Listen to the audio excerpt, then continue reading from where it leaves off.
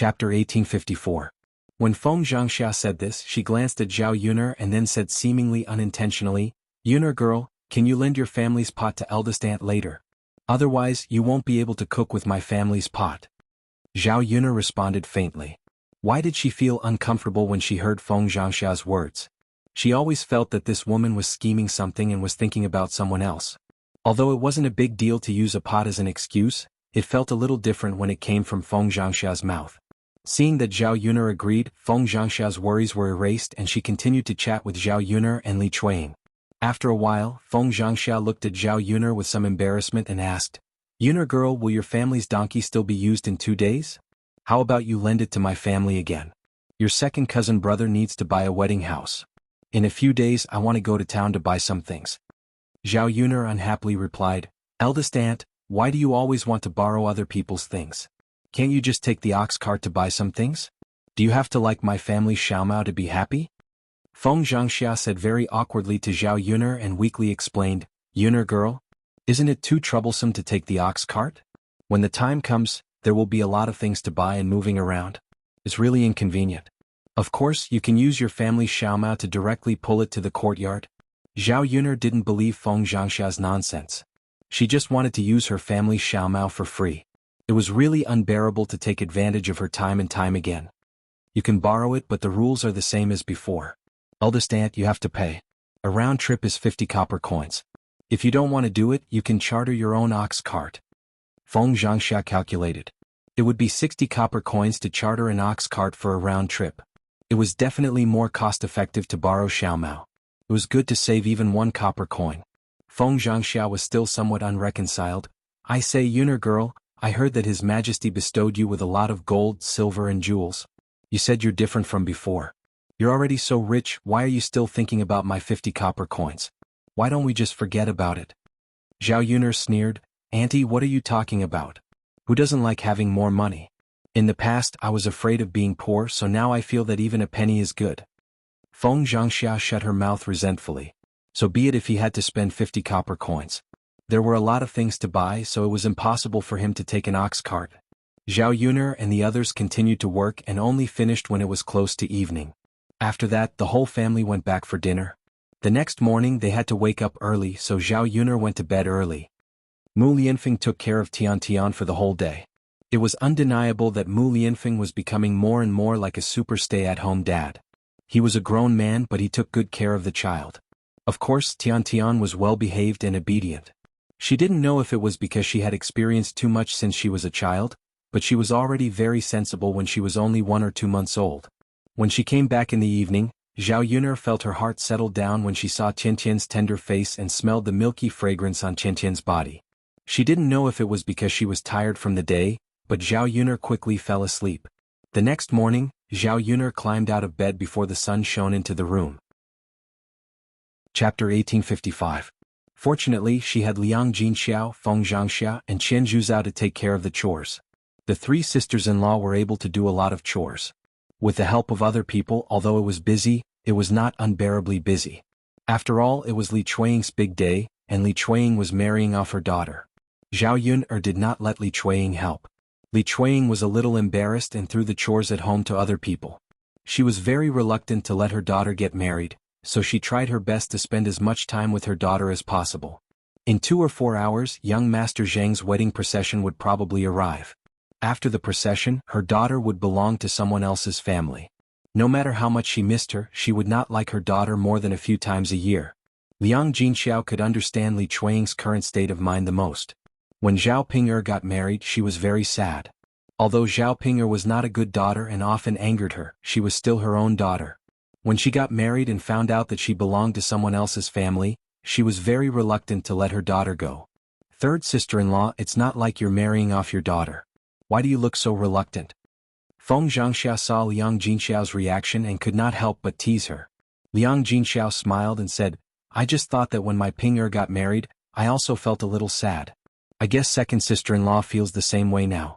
Sister-in-law, you didn't give birth to a daughter, so you don't understand that feeling." Feng Zhangxia continued to smile and said, "Third sister-in-law, look at what you're saying. What's so sad about Ping'er getting married? It's a good thing that such an ugly daughter can get married. Don't tell me you still want her to stay in our old Zhao family for the rest of her life? Liang Jinxiao's mouth twitched. Sister-in-law, you can't say that. Although I was looking forward to Ping'er getting married at that time, I raised her up. But after raising her for so long, Ping'er got married, so I still feel a little sad. Feng Zhangxia chuckled and said, Third sister-in-law, you feel uncomfortable when Ping'er gets married. If Yuner also gets married one day, won't you be even more reluctant to part with her? Speaking of this, Liang Jinxiao's gaze fell on Zhao Yuner, who was sitting at the side. Her sister-in-law was right. Zhao Yuner was the child she was most satisfied with. Not to mention waiting until the day of her marriage, just thinking about it made her feel a little sad. However, the emperor's imperial edict had been issued. As long as Mu Lianfeng wanted to hold the wedding, he could hold it at any time. The things that the emperor bestowed were Zhao Yuner's dowry. When the time came for her to get married, it would be a grand wedding. Look, third sister-in-law, I'm just saying that I'm going, but you really feel sad. Feng Zhangxia covered her mouth and laughed. Liang Jinxiao sighed. Of course I feel sad. Sister-in-law, if you have a daughter, you will understand. I don't have third sister-in-law. You are blessed with a son and a daughter. You also have a promising daughter like Yuner. Speaking of Yuner, third sister-in-law, Yuner and Lord Shizi have been together for so long. When will they get married? Liang Jinxiao shook his head. I don't know. I have to ask Yuner. Feng Zhangxia's gaze fell on Zhao Yuner. She pretended to be concerned and asked Zhao Yuner, Yuner, your marriage with Lord Shizi should be held soon, right? It's not a good thing to drag it on. The sooner it's done, the sooner our old Zhao family can benefit from it and become Lord Shizi's in-laws. Chapter 1856. Zhao Yuner's attitude made Feng Zhangxia a little unhappy and she said with a sour tone, I say Yuner girl, could it be that Shizi doesn't intend to marry you? If this man really wants to marry a woman, he doesn't need to drag it out for so long, right? Zhao Yuner rolled her eyes at Feng Zhangxia. Eldest aunt, don't worry about it. You can't change anything with just a few words. Shizi and I have already been married by the emperor. Unless Shizi wants to die, he won't have the guts to not marry me. Only then did Feng Zhangxia shut her mouth. She had also heard that the emperor had bestowed Zhao Yuner with so many things, and she was extremely envious. Unfortunately, in this lifetime, it would be difficult for her to reach the height of Zhao Yuner's family. The only one she could rely on was her family's Tianlong. When her Tianlong passed the imperial examinations, he would be able to become an official and lead the first branch to live a good life. Although he wouldn't be as rich as Shizi's family, he would still be able to live a prosperous life. The few of them continued to busy themselves, and the sound of cooking came from the kitchen. At around 10 o'clock in the morning, young Master Zheng came to pick them up. However, very few people came, only 2 sedan bearers and young Master Zheng. Young Master Zheng sat on the horse and didn't even wear his wedding clothes. It seemed that he didn't care much about this marriage. However, it was understandable. After all, Zhao Jin was only marrying over as a concubine, and not as a legal wife. Naturally, they wouldn't care too much about it. However, in the eyes of others, it had a different meaning and they treated Zhao Jin as a joke. Look, this old Zhao's family is marrying off their daughter as a concubine, and they don't even like her. Only these few people came, haha. You expect a concubine to be liked? She's not presentable in the first place. Don't tell me you expect them to muster so many people to come and pick her up? That's true. It seems that she has to be a legal wife when she marries. At least she can be presentable, but a concubine is still not enough. Many people in the village mocked old Zhao's family. Other than feeling that it was indeed too shabby, the most important thing was that she was too jealous of old Zhao's family. During this period of time, all the happy events in the village were occupied by old Zhao's family. His daughter was getting married and there was also a banquet for building a house. Which banquet wasn't a good thing? There were 2 girls in old Zhao's family, one was Zhao Xinhui and the other was Zhao Jing'er. Although they were both concubines, at least they had married into rich families. In the future they wouldn't have to worry about food and drink. This was something that many people couldn't hope for. The fact that young Master Zheng came over so easily was somewhat beyond the expectations of old Zhao's family. Zhao Baoshan and Zhao Wenshui's expressions were somewhat unsightly. Especially when he heard the villagers' words, he was so angry that he trembled. Unfortunately, they couldn't blame young Master Zheng. They already knew that Zhao Jing'er was going to be a concubine, so they couldn't ask for too much. Otherwise they would offend young Master Zheng. Seeing that the bridal escort had come over, Zhao Xinhui and Hua Chunhua, who were originally in the room, came out to take a look.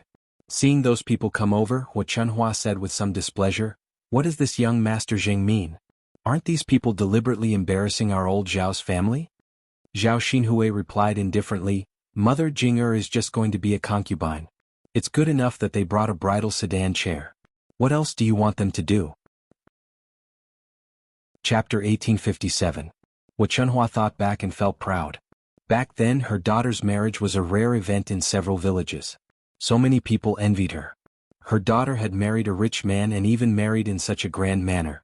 Thinking about her current life, if her daughter hadn't married well, how could she be so carefree? In this day and age one had to be rich. Without money everything was useless. Zhao Xinhui snorted and said, "Mother, can Jing compare to me? My husband dotes on me very much. Jing is only marrying him to give birth to children." Hua Chunhua nodded in agreement and said, "That's true. Jing can't compare to you. My Hui can't compare to anyone." Zhao Xinhui curled her lips. "Of course. So mother, don't blame young Master Zheng. It's already good enough that he can get a sedan chair. Do you really expect him to come up with something? Many concubines directly enter the manor without any arrangements at all." Yes. You're right." Hua Chunhua giggled in agreement. As if suddenly thinking of something, Hua Chunhua leaned in front of Zhao Xinhui and asked, "Hui, you've been at home for a while. Why hasn't young Master Huang sent anyone to pick you up?" Zhao Xinhui's expression immediately became displeased at the mention of this topic. "How would I know? I also want to ask. Mother, do you dislike me and think that I've been at home for too long and want to chase me away?" Hua Chunhua hurriedly smiled and said, "Hui, don't be angry. Who wants to chase you away? Mother didn't mean it that way. I just feel that our life at home definitely can't compare to young Master Huang's manor. If you go back early you can enjoy life earlier, right? Compared to the Huang manor, life in the countryside is like heaven and earth, right?" Zhao Xinhui nodded when she heard this. Her mother was right on this point. Life in the Huang manor was simply too happy. Every day there would be someone to serve her for everything. Not only that, but she could also eat and drink well. The food and desserts in the Huang residence were all prepared by special chefs. How could the countryside compare? Zhao Xinhui wanted to return to the Huang mansion more and more when he thought of the enjoyment he enjoyed during that period of time. She wanted to go back as soon as possible, but the strange thing was that young Master Huang still hadn't come to pick her up. Her husband obviously doted on her so much. Could it be that he didn't miss her after being separated for such a long time? Her husband hadn't settled the troubles at home yet. If this continued, how long would she have to wait? If she continued to stay at home she would probably be bored to death. She didn't think so in the past, but after enjoying a rich life, she couldn't bear to live in poverty again. "Mother, aren't you talking nonsense? How can our family compare to the Huang estate?" Zhao Xinhui retorted angrily. Hua Chunhua smiled embarrassedly again. "Hui, you can't keep waiting like this. In mother's opinion, you should take the initiative to ask young Master Huang." She had mentioned this matter the last time, but Zhao Xinhui didn't take it to heart and didn't go to Yang City to look for young Master Huang. Now that she mentioned it again, she hoped that Zhao Xinhui would listen to her. Although she was old, she still understood some things. Chapter 1858. With young Master Huang's status, he was considered a respectable figure. Because he was rich, he could find any woman he wanted. Without young Master Huang, her daughter couldn't live with her for the rest of her life. She could only live a good life with young Master Huang. "Mother, I know," Zhao Xinhui replied impatiently. Hua Chunhua didn't dare to say more, for fear of making Zhao Xinhui unhappy. Zhao Yun'er and the other three sisters-in-law of old Zhao's family all stopped what they were doing and watched young Master Zheng receive the bride. Seeing such a shabby wedding procession, Zhao Yun'er couldn't help but feel sad for Zhao Jing'er. She was different from others. Regardless of whether she was rich or poor, she hoped that the man she lived with for the rest of her life would be loyal to her. In other words, she would only accept one wife and one husband. She wouldn't share a man with another woman. Zhao Jing'er was obviously disliked as a concubine. She was just a tool to give birth to children. She didn't know how much she would suffer in the future. Unfortunately, everyone chose their own path. They should consider the consequences before making a choice. No matter how painful it was, they had to bear it until the end. As for her wedding with Mu Lianfeng, she could postpone it, but it had to be grand. She had to let everyone know that she was Mu Lianfeng's wife. Other women couldn't covet her man. "The groom is here, the groom is here. Bride, get ready to come out of the room," someone shouted. After a while, Li Chuiying helped Zhao Jing'er out of the room. Seeing that her daughter was really getting married this time, Li Chuanying wiped the tears from the corners of her eyes. The tears that she couldn't hold back suddenly gushed out. After hearing Li Chuanying's crying, Zhao Jing'er tugged at Li Chuanying's hand. "Mother, don't cry. I'll try to come back to see you often." "Yes, second brother's wife, don't cry. Today is a joyous day. It's bad luck to cry." Zhao Baoshan comforted her. "You're still so reluctant to let your daughter get married. What's there to be reluctant about? My daughter will have a good life after she marries him." Zhao Wenshui muttered beside Li Chuanying, without the slightest reluctance of a father. In Zhao Wenshui's opinion, they would only be able to live a good life if Zhao Jing'er really married into young Master Zheng's family. Zhao Wenshui hoped that Zhao Jing'er would send more good things back to her parents' home. That way he wouldn't have to move his hands or feet. He wouldn't even have to farm, but he would still have good wine to drink and meat to eat. How comfortable would that be? Li Chuanying glared at Zhao Wenshui with dissatisfaction. He felt that Zhao Wenshui was heartless. His daughter would belong to another family after she got married. How could she say something like that? Although she was angry, she couldn't quarrel with Zhao Wenshui on such a joyous day. She just silently kept this matter in her heart and would slowly settle old scores with Zhao Wenshui in the future. Okay, don't dawdle. Young Master Zheng is here to pick her up. Second brother's wife, let Jing'er go," Zhao Baoshan urged. Now that young Master Zheng had only brought so few people over, the longer they stayed, the more people would see them. Old Zhao's family would become a bigger joke. Li Chuanying answered weakly. She held Zhao Jing'er's hand reluctantly and said, "Jing-er, no matter how much I miss you, you're going to get married."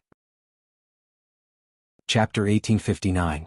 Zhao Jing'er replied in a choked voice, "Mother, I know. You and father have to take good care of yourselves." Zhao Wenshui smiled and said, "Don't worry, Jing'er. Just marry well.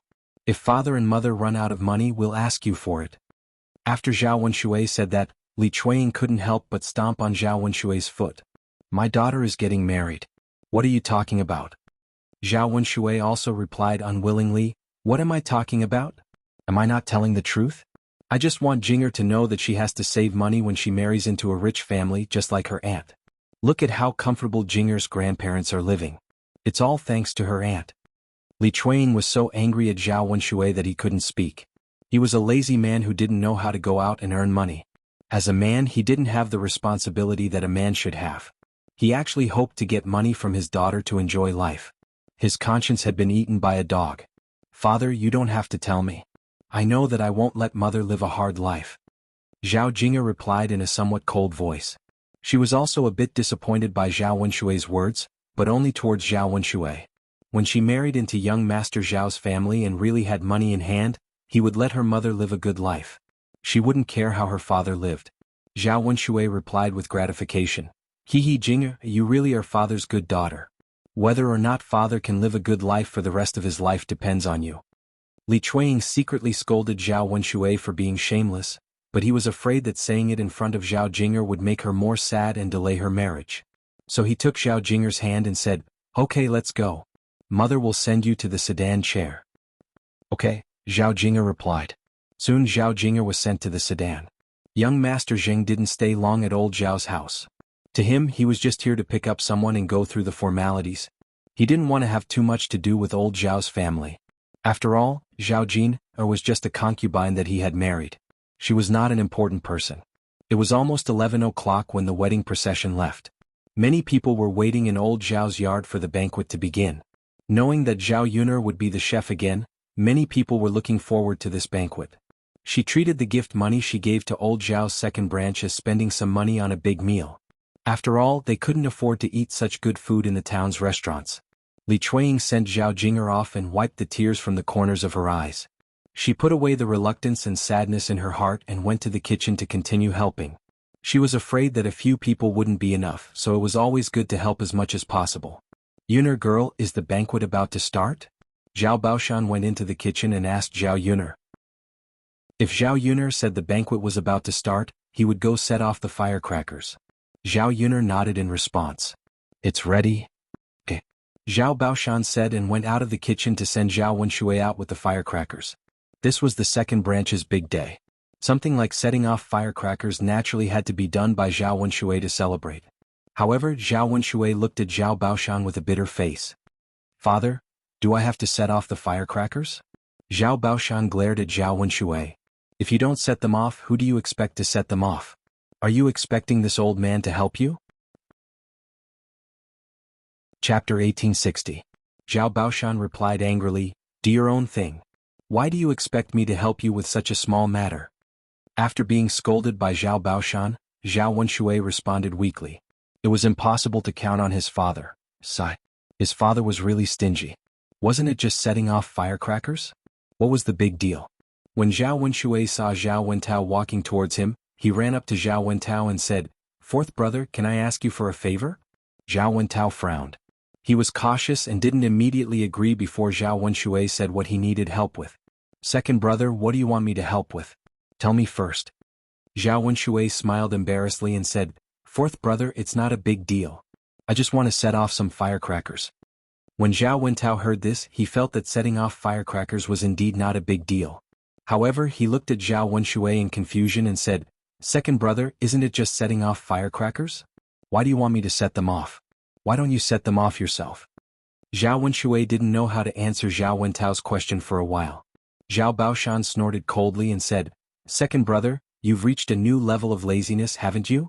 You even let your fourth brother set off firecrackers. What else can you do with your long arms and legs? I think it's better to chop them up. There's no use keeping them. Zhao Wenshui pouted, feeling wronged. He explained to Zhao Baoshan, Father, it's not because I'm lazy that I don't want to release them. Then why do you think it's because? Zhao Baoshan asked angrily.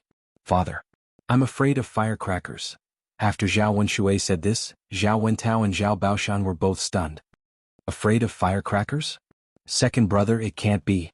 Are you afraid of firecrackers? Lao Air, your excuse for being lazy is really good. You're a big man and you're saying that you're afraid of firecrackers? Zhao Baoshan scolded again. Zhao Wentao also felt that it was inconceivable. His second brother was a grown man. How could he be afraid of firecrackers? Even children who were a few years old were not afraid of them. Perhaps it was really as Zhao Baoshan had said. This was the reason why Zhao Wenshui was lazy. Zhao Wenshui replied aggrievedly, Father, I'm telling the truth. I wasn't afraid of those firecrackers from afar, but once I got close I was scared to death. Please do me a favor and help me set them off. Zhao Baoshan kicked Zhao Wenshui's butt. You're a man.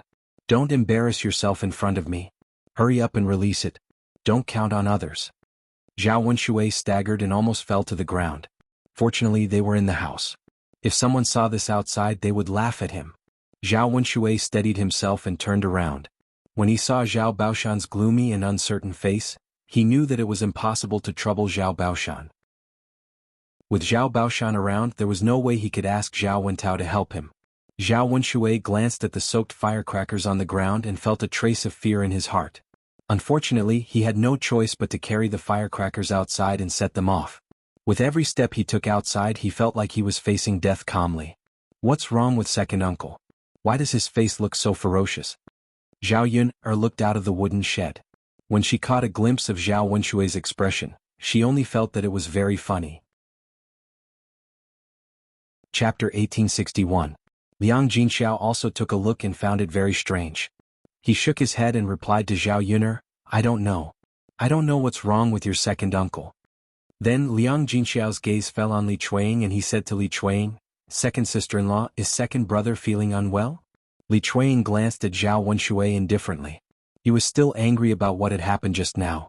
She was too lazy to pay attention to Zhao Wenshui now, so she said to Liang Jinxiao, Third sister-in-law, don't worry about him.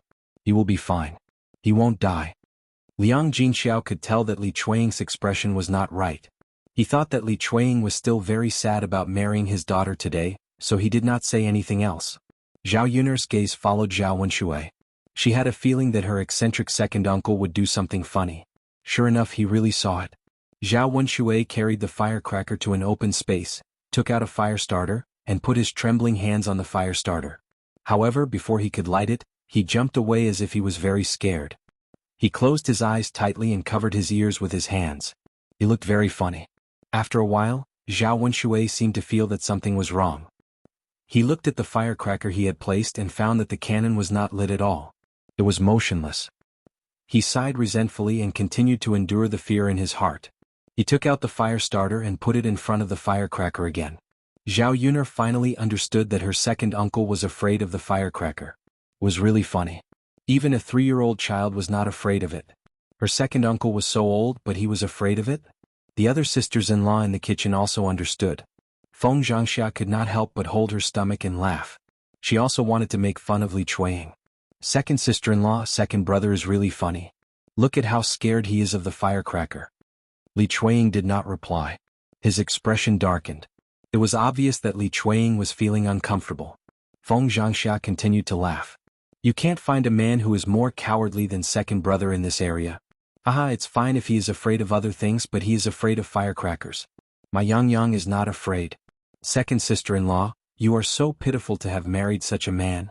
Feng Zhangxia's ridicule, in Zhao Yuner's view, was adding insult to injury. Instead, she continued to observe Zhao Wenshui's firecracker. Zhao Wenshui was definitely a top-eccentric.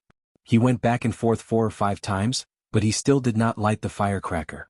At this time, in the courtyard of old Zhao's house, the people who came to attend the banquet saw this. They all covered their mouths and snickered as they discussed Zhao Wenshui's behavior. Zhao Baoshan originally thought that Zhao Wenshui was just joking. Now that he saw Zhao Wenshui's actions, he was so angry that fire almost came out of his nostrils. He was angry and scolded, "This second brother is really shameless. Our old Zhao family's face was almost completely ruined by him." Zhao Wenshu happened to walk to Zhao Baoshan's side. He followed Zhao Baoshan and said, "That's right, father. Second brother is really a coward. Don't blame others for laughing at him." Zhao Baoshan did not want to see Zhao Wenshui continue to embarrass himself. He nudged Zhao Wenshu beside him and said, "Boss, go and help light the firecracker. If it can't be lit, the villagers will probably laugh their heads off." Chapter 1862. Of course, the most important thing was that he had helped Zhao Wenshui set off the firecrackers. In any case, he had done Zhao Wenshui a huge favor. It would be fine after the banquet. He could ask the second branch for more wine and food. Zhao Wenshu ran to Zhao Wenshui and taunted Zhao Wenshui, "Second brother, you're even more timid than a little rabbit, aren't you? You're actually this scared of a firecracker?" Zhao Wenshui replied pitifully, "Big brother, I'm not afraid of other things. I'm just scared of this thing. What can I do?" Zhao Wenshu then said to Zhao Wenshui, Okay, I'll set it off for you." Zhao Wenshui blinked his eyes in surprise. "Big brother, is what you said true? Are you really going to set it off for me?" Zhao Wenshu raised his chin. "Of course. It's a piece of cake. But second brother, let's make a deal. You have to give me more wine to drink later." Zhao Wenshui agreed without hesitation. "Big brother, as long as you help me set off as much wine as you want." He had gone back and forth a few times now. His heart had long broken down. If he continued setting it off, he probably wouldn't be able to light it up. With Zhao Wenshui's promise, Zhao Wenshu was relieved. "Okay, here, give me the fire starter." Zhao Wenshui handed the fire starter to Zhao Wenshu. When Zhao Wenshu reached out to light the fire starter, Zhao Wenshui hurriedly said, "Big brother, wait a minute." "What's wrong?" Zhao Wenshu replied in confusion. "Big brother, you have to wait until I'm far away before you set it off." Zhao Wenshui said weakly. He still looked very scared. I know. Zhang Wenshui was speechless. After Zhao Wenshui ran back into the house, Zhao Wenshu reached out to light the firecrackers. In the kitchen, Feng Zhangxia proudly said to Li Chuiying, "Second sister-in-law, look at how cowardly your man is. My Tianlong's father is the best. He's not afraid of the firecrackers at all." Li Chuiying sighed. She was already numb to Feng Zhangxia's scolding. In her heart, Zhao Wenshui was indeed not a good man. Now she despised him even more. It was a pity that she had a hard life. She had married such a person in this lifetime and there was no way to change it. Zhao Wenshu lit the fire with a match in his hand. In order to show that he was brave, Zhao Wenshu did not run away immediately. However, an accident happened at this time. The ignited firecracker suddenly exploded with a bang, causing sparks to fly everywhere. Fortunately, the firecrackers were held far away, and the villagers were not splashed by the sparks. However, Zhao Wenshu, who was only 1 meter away from the firecrackers, was in a miserable state. There were several holes in his clothes from the explosion. Especially his buttocks, where his pants were completely torn apart. His buttocks and thighs were injured and a lot of blood was oozing out. Everyone in old Zhao's courtyard was stunned. They had never encountered such a situation where firecrackers were set off. After everyone was stunned for a few seconds, they heard Zhao Wenshu's miserable scream. Ah, it hurts so much. It hurts so much. Feng Zhangxia, who was in the kitchen, was the first to run out. She shouted, Tianlong's father, are you okay? Tianlong's father. Zhao Baoshan was stunned by the explosion of the firecrackers. What was going on? Boss was injured by the explosion? Were firecrackers that dangerous? Zhao Wenshui, who was next to Zhao Baoshan, patted his chest and sighed in relief. If Zhao Wenshi did not replace him, he would be the one who was hit by the firecrackers. Seeing Zhao Wenshi's clothes were torn apart and bleeding, Zhao Wenshui was scared witless. Chapter 1863. Zhao Wenshui said weakly to Zhao Baoshan, Dad, look, I'm not afraid of the firecrackers for no reason. Previously, when I saw the firecrackers in the town, I remembered what had happened when I saw the firecrackers. Big brother was really injured by the firecrackers this time. Zhao Baoshan's expression was solemn, and the corners of his mouth trembled. He didn't expect Zhao Wenshui to be injured by the firecrackers. Thinking of how he reprimanded his second son, it seemed that he was the one in the wrong. Dad, let's go and see big brother. Zhao Wentao's expression was also solemn, afraid that something would happen to Zhao Wenshi. They all walked towards Zhao Wenshi. Feng Zhangxia rushed to Zhao Wenshui and found that Zhao Wenshui's body was covered with wounds, and he looked very miserable. Oh, Qianlong's father, how did you end up like this? You have to hold on, don't let anything happen to you. Feng Zhangxia cried and shouted. For women in ancient times, men were their sky, and women without men couldn't live their lives. It hurts so much. Zhao Wenshi was in so much pain that he almost cried. Not only was it painful, but the clothes on his buttocks were also torn open by the explosion, and it was exposed outside. Old Zhao's courtyard was used by so many people, and many people probably saw it. Who knew how they would laugh at him when he returned. Zhao Baoshan and the others also rushed to Zhao Wenshi's side and saw that Zhao Wenshi's injuries were indeed quite serious. Zhao Baoshan ordered Zhao Wentao, who was beside him, Fourth brother, quickly go and call Dr. Sun over for Big Brother to take a look. Big Brother's injuries need to be properly bandaged. Feng Zhangxia wiped the tears from the corners of her eyes and quickly responded, Yes, yes, Fourth brother, quickly go and help your big brother find a doctor. Then she turned to Zhao Wenshi and said to Zhao Wenshi, Tianlong's father, you have to hold on. Fourth brother, go and find Dr. Sun now. Sister-in-law, don't be too anxious. Although Big Brother's injuries are a little serious, he definitely won't die. These are all external injuries, and internal injuries are difficult to treat. Zhao Wenshui comforted Feng Zhangxia. He felt a little guilty. After all, if his big brother didn't help him light the firecrackers, he wouldn't have been injured so badly. After Zhao Wenshui finished speaking, Zhao Baoshan glared at Zhao Wenshui. His tone was filled with displeasure. Second brother, do you even know how to speak? If you don't, then shut up. He Baoshan's disdainful of Zhao's father. He Baoshan's father's father didn't even comforting people's his father's disdained comforting him. Feng Zhangxia was also a little unhappy and said to Zhao Wushui, Second brother, my family's Tianlong's father was injured so badly because he helped you set off the firecrackers. Do you still have any conscience? Zhao Wenshui curled his lips in grievance and said, Sister-in-law, how am I without a conscience? Seeing Big Brother like this, I also feel distressed. No one knew that this would really happen. If you knew, Big Brother definitely wouldn't have helped me light the firecrackers. Feng Zhangxia snorted coldly, Humph, second brother, let me be frank. Today your big brother was injured because he helped you light the firecrackers. Later you have to compensate your big brother well. Later you have to pay for Dr. Sun's medical fees. Later, when your big brother recuperates, you have to pay for some tonics. Otherwise, I won't let you off. Chapter 1864. Feng Zhangxia's expression became a little better, but she was still a little unhappy when she saw Zhao Wenshui's face. Her man was injured, so he definitely wouldn't be able to work during this period. He had to recuperate at home. However, it was the busy season now, so the rice in the field had to be tended. Without Zhao Wenshi, it was impossible. However, he didn't think about this for the time being. If he really didn't have anyone to help him at that time, he would continue to rely on Zhao Wenshui. Anyway, Zhao Wenshi was injured because he helped Zhao Wenshui set off the firecrackers. Zhao Wenshui had to be responsible for everything in his family. Zhao Baoshan said calmly, Okay, don't say so much. Hurry up and help the boss into the house to rest. He can't keep lying on the ground. Okay, Dad. Feng Zhangxia and Zhao Wenshui both responded and helped Zhao Wenshi up from the ground. Zhao Wenshi continued to cry out in pain, Dad, it really hurts so much. My flesh is about to explode.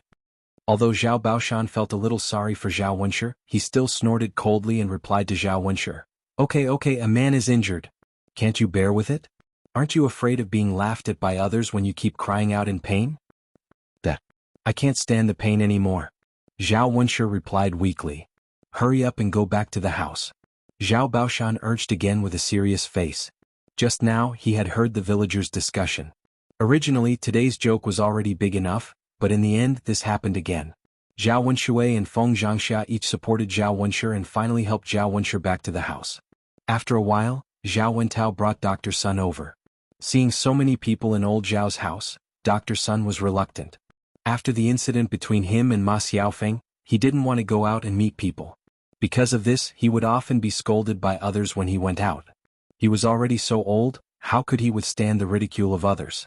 He felt a little embarrassed, so he hid from the crowd. Now that old Zhao's family was holding a wedding and his wife was the one who came to drink, he hid in his room and didn't come. When Zhao Wentao came looking for him, he refused at first. Later he couldn't win against Zhao Wentao. After all, it was a human life. If something happened, he would feel guilty. Thus, he overcame his psychological barrier and followed Zhao Wentao to old Zhao's house. He didn't expect to meet everyone's gazes as soon as he arrived. It was very uncomfortable being stared at. Dr. Sun hurriedly carried the medicine box and walked into the room in the lobby. Dr. Sun, can you help me take a look at my husband? Feng Qingxia saw Dr. Sun come in and quickly greeted Dr. Sunday. Only then did Dr. Sun approach the bed and check the injuries on Zhao Wenshi's body. They're all superficial wounds. It's not a big deal. He'll be fine after applying some ointment. However, if he comes into contact with water within half a month, it will be serious if he doesn't get pus. Dr. Sun instructed. Feng Zhangxia hurriedly nodded in response. It was good that it wasn't a big deal. If something really happened, how could a woman like her support a family? After Dr. Sun finished speaking, he took out the medicine from the medicine box and handed it to Feng Zhangxia. It's a total of 800 copper coins. Dr. Sun directly reported the price. Okay, Dr. Sun. After Feng Zhangxia took the ointment, she greeted Zhao Wenshui. Second brother, why are you still in a daze? Hurry up and get the money for Dr. Sunday. Do you expect me to give you 800 copper coins? Chapter 1865. With that, Zhao Wenshui left the room and ran towards the kitchen. As soon as he got to the kitchen, he yelled at Li Chuanying, Hurry up and give me 1 tael of silver. Li Chuanying was slightly stunned and asked in confusion, Jinger's father, why do you want 1 tael of silver? Li Chuanying just thought it was strange, so he asked casually. However, Zhao Wenshui felt uncomfortable when he heard this. He felt that it was very embarrassing for a man like him to be asked such questions when he was looking for a wife to get some money. He then said to Li Chuanying unhappily, Why do you like to nag and ask so many questions? I asked you to give me the money, so give me the money.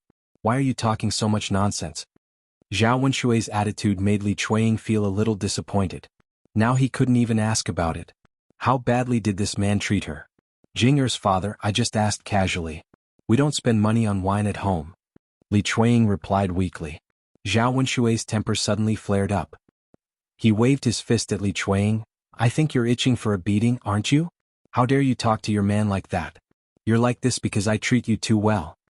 Li Chuanying's body was hit by Zhao Wenshui's fist, and he let out a painful groan. Zhao Yun couldn't stand it anymore. Zhao Wenshui was really disgusting.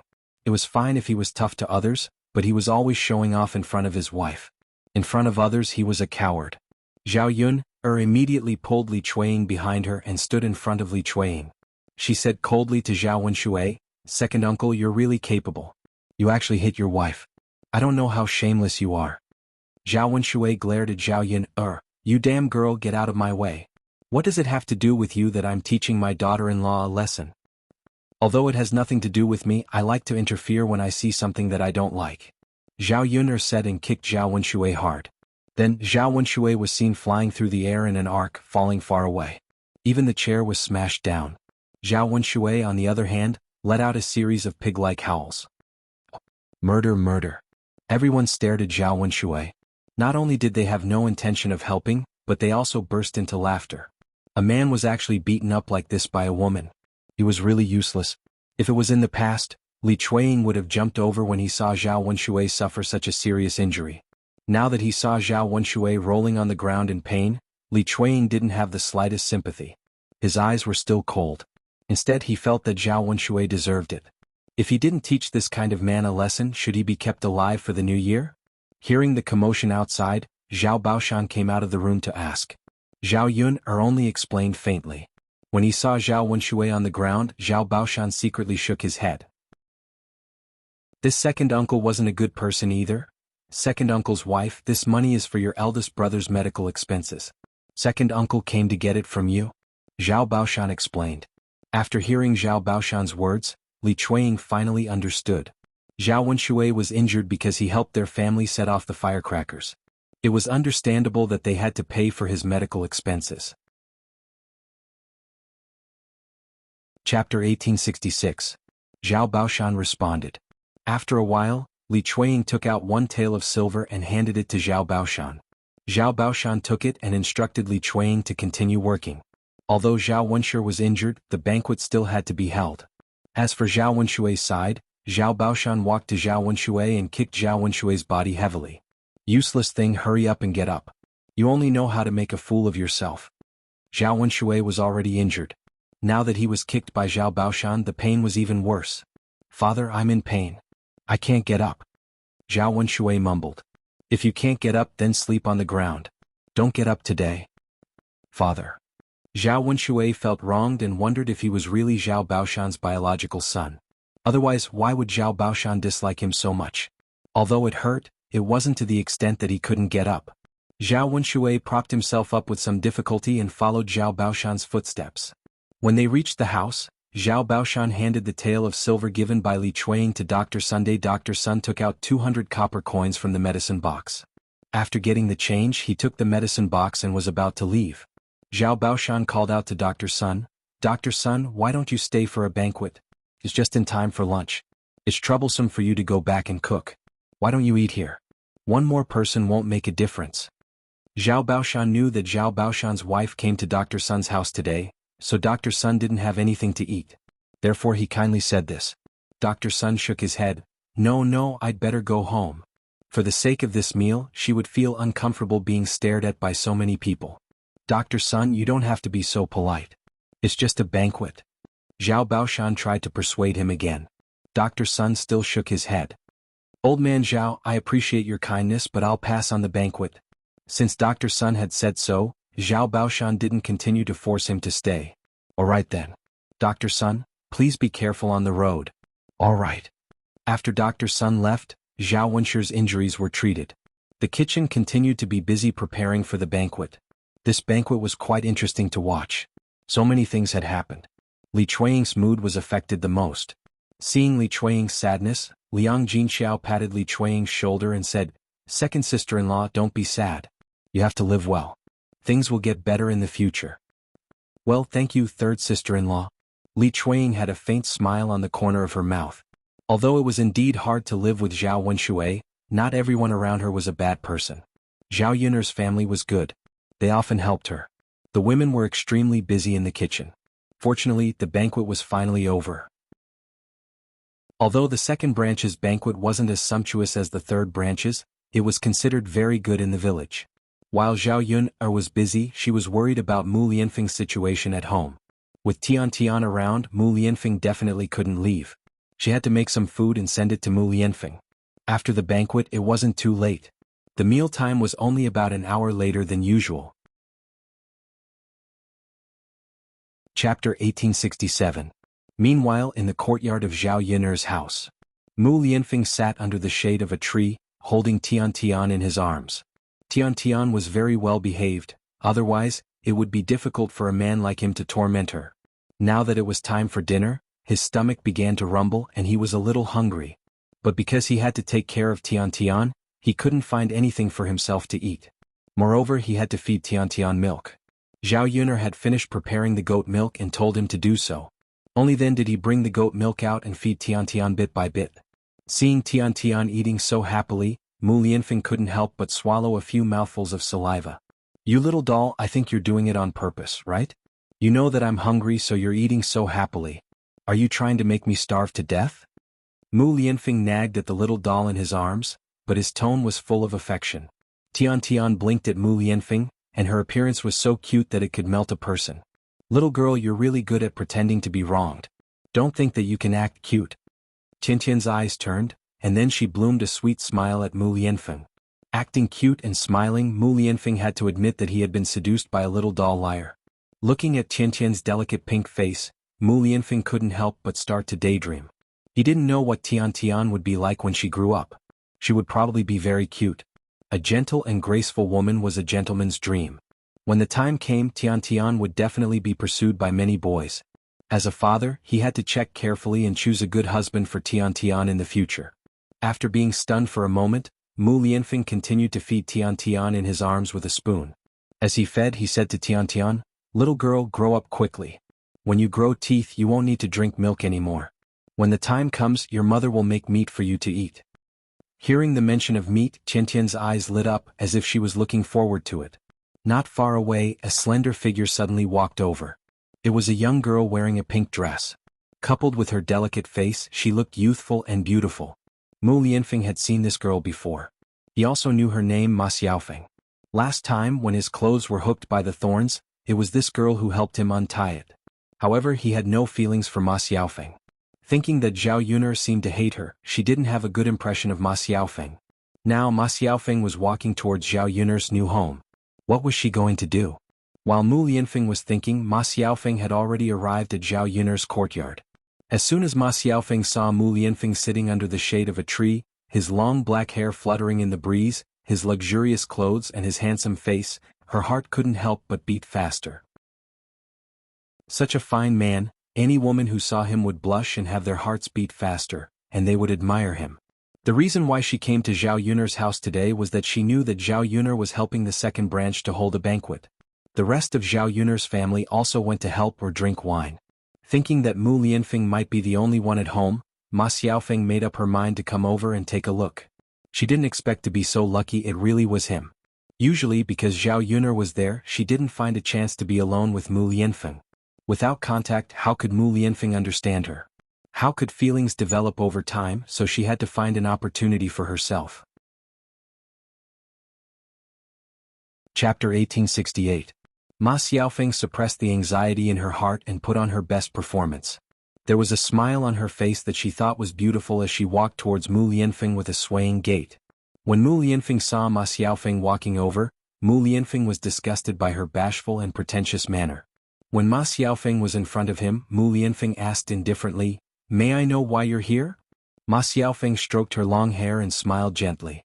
"Lord Heir, I'm here to look for Tianan. Is Tianan home?" So she was here to look for Zhao Tianan? Although he didn't know why Ma Xiaofeng was looking for Zhao Tianan, Mu Lianfeng still replied, "He's not home. If you're looking for him, go to old Zhao's house. He's having a banquet now." Ma Xiaofeng hurriedly responded, "I understand, Lord Heir. Thank you for telling me." Mu Lianfeng replied indifferently, "You're welcome." With that, Mu Lianfeng stopped looking at Ma Xiaofeng and lowered his head to feed Tiantian. Ma Xiaofeng bit her lower lip indignantly. She had specially dressed up today and looked very delicate and pretty. Why didn't Mu Lianfeng spare her a glance? She had spent a lot of money to buy this brand new dress so that she could wear it for Mu Lianfeng. "Lord Heir." Ma Xiaofeng called out softly. Mu Lianfeng frowned and asked in a slightly displeased tone, "Miss, is there anything else about this matter?" The disdain and coldness in Mu Lianfeng's eyes made Ma Xiaofeng sad. However, her morale wasn't so easily shaken. She tugged at the corner of her lips and continued to smile at Mu Lianfeng. "Lord Heir, how can someone of your status take care of such a baby? You haven't eaten yet, right? Are you hungry? Do you want me to take care of her for you?" Meeting Ma Xiaofeng's eyes, Mu Lianfeng fell into deep thought. This girl's enthusiasm was a little too much. Mu Lianfeng rejected her flatly. "No need. I appreciate your kindness. But, what? I don't know what you mean. Just say what you want to say." Mu Lianfeng's words made Ma Xiaofeng's face flushed red. Actually, he had already hinted strongly enough. Unfortunately, Mu Lianfeng pretended not to hear him and completely ignored him. What should she do if this went on? There was no progress between her and Mu Lianfeng. "Lord Heir. I wonder what kind of girl Lord Heir likes." Ma Xiaofeng mustered up her courage to ask. Mu Lianfeng's brows knitted tightly together. If he didn't understand earlier, he completely understood now. This girl wasn't here to look for Zhao Tianan. She was clearly here to throw herself at him. There was no choice. With his face and his status as the Lord Heir, there were many girls who threw themselves at him. However, before meeting Zhao Yun'er, he had always avoided women. It wasn't until he met Zhao Yun'er that he realized that he could also fall in love with a woman. As for other women, he couldn't arouse any interest and didn't want to arouse any interest. If Ma Xiaofeng wanted to provoke him, she would probably be disappointed. Chapter 1869. Ma Xiaofeng blushed at Mu Lianfeng's words. She had imagined many scenarios, but she did not expect that Mu Lianfeng would say such things to her. When she met Mu Lianfeng's eyes again, she saw the disgust in Mu Lianfeng's eyes, as if she was something filthy. Lord Heir, I'm not a vain woman. Ma Xiaofeng bit her lower lip and muttered to Mu Lianfeng unwillingly. She stared at Mu Lianfeng nervously, afraid that Mu Lianfeng would dislike her again. Mu Lianfeng sneered, "Isn't that so? Then tell me, why did you come to seduce me?" Mu Lianfeng was very straightforward, directly saying that Ma Xiaofeng seduced him. These blatant words made Ma Xiaofeng even more unbearable. Ma Xiaofeng bit her lower lip in grievance and looked at Mu Lianfeng affectionately. Lord Heir, I didn't come because of your status and wealth. I simply admire you. Lord Heir, as long as it's a girl, she will fall head over heels for a person like you. I'm no exception. Even if you're not Lord Heir, I will still admire you. Ma Xiaofeng's words meant that she liked Mu Lianfeng and admired Mu Lianfeng purely because of Mu Lianfeng.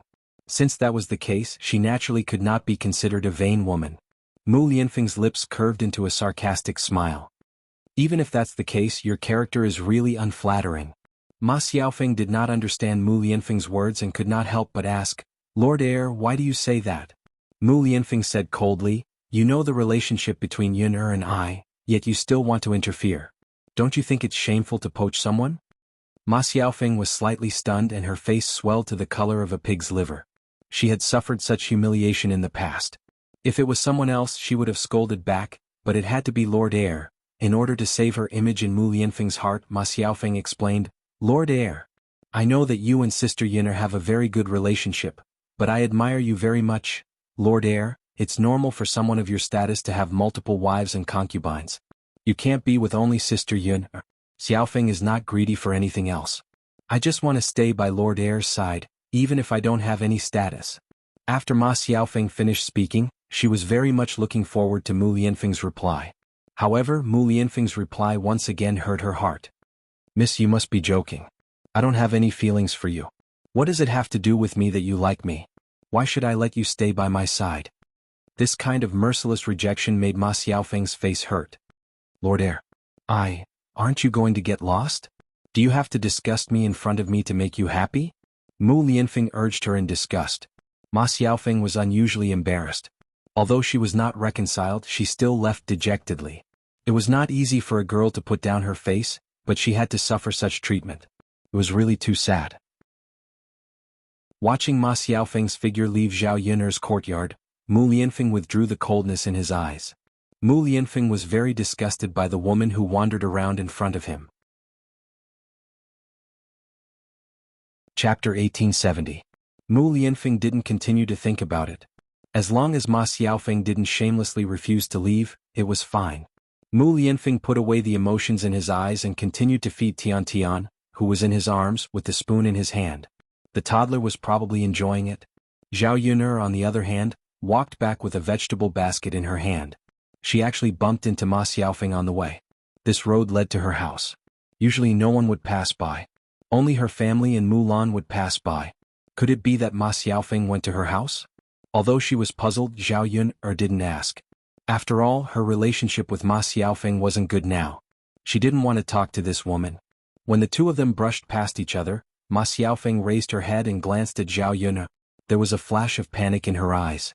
At the same time, Zhao Yun'er noticed that Ma Xiaofeng's eyes were a little red.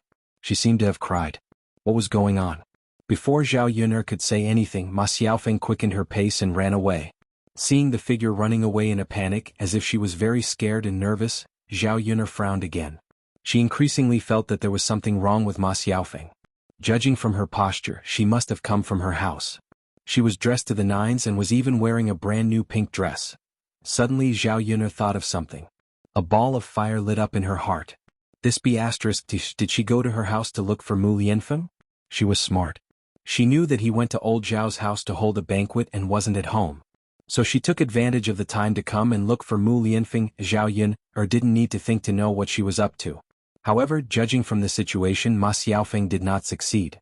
She didn't know what Mu Lianfeng had done to make Ma Xiaofeng cry. Interesting. Zhao Yun'er didn't think too much about it. She carried the basket and continued to walk up the mountain. Finally, she returned to her courtyard. At this time, Mu Lianfeng was sitting under the shade of a tree, holding Tian Tian in his arms and patiently feeding the goat milk. The contrast between the big and small figures was unusually warm. And Mu Lianfeng was becoming more and more like a super stay-at-home dad. Mu Lianfeng. Zhao Yun'er called out with a smile. Mu Lianfeng looked up and saw Zhao Yun'er's beautiful figure. Clearly, Zhao Yun'er was only wearing a coarse garment. It couldn't be compared to Ma Xiaofeng's pink dress. Zhao Yun'er was older in age, but when he looked at Zhao Yun'er, he felt that Zhao Yun'er had a special temperament. This temperament was very charming and attracted him. And when he saw Zhao Yun'er's gaze, his mood also brightened. Yun'er, it's time to eat. Zhao Yun'er carried a lunchbox in her hand and waved it in front of Mu Lianfeng. Mu Lianfeng's lips curled into a faint smile. Okay, I'm hungry now. Zhao Yun'er opened the lunchbox and placed the dishes in front of Mu Lianfeng. Although there were only 3 dishes, Mu Lianfeng ate them all by himself. In order to let Mu Lianfeng eat, did she? Zhao Yun'er took Tian Tian from Mu Lianfeng's hands. After drinking milk, Tian Tian fell asleep in a short while. Zhao Yun'er carried the child back to the house to rest. Seeing that Mu Lianfeng was eating, Zhao Yun'er held her face as if she was thinking about something. Mu Lianfeng put down his bowl and chopsticks and couldn't help but ask, Yun'er, what's wrong? Yun'er seemed a little strange. Zhao Yun'er came back to her senses and tugged at the corner of her mouth. Nothing. Chapter 1871.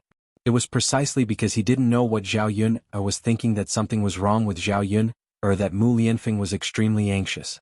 Seeing that Mu Lianfeng continued to ask, Zhao Yun'er didn't hide it and smiled. I saw Ma Xiaofeng just now. Did she come to our house? Mu Lianfeng replied, yes, she came to look for me. Seeing that Mu Lianfeng explained so clearly, Zhao Yun'er's smile deepened. This man was very honest in front of her and didn't hide anything from her. Mu Lianfeng was afraid that Zhao Yun'er would misunderstand, so he hurriedly said, but Yun'er, don't think too much. Although she came to look for me, I chased her away. Of course I won't think too much. I believe that your taste won't be that bad. Zhao Yun'er's face was full of smiles. Mu Lianfeng lightly tapped the tip of Zhao Yun'er's nose. Of course. In this world, other than you Yun'er, no other woman will catch my eye. Zhao Yun'er was amused by Mu Lianfeng. This guy had learned how to sweet talk.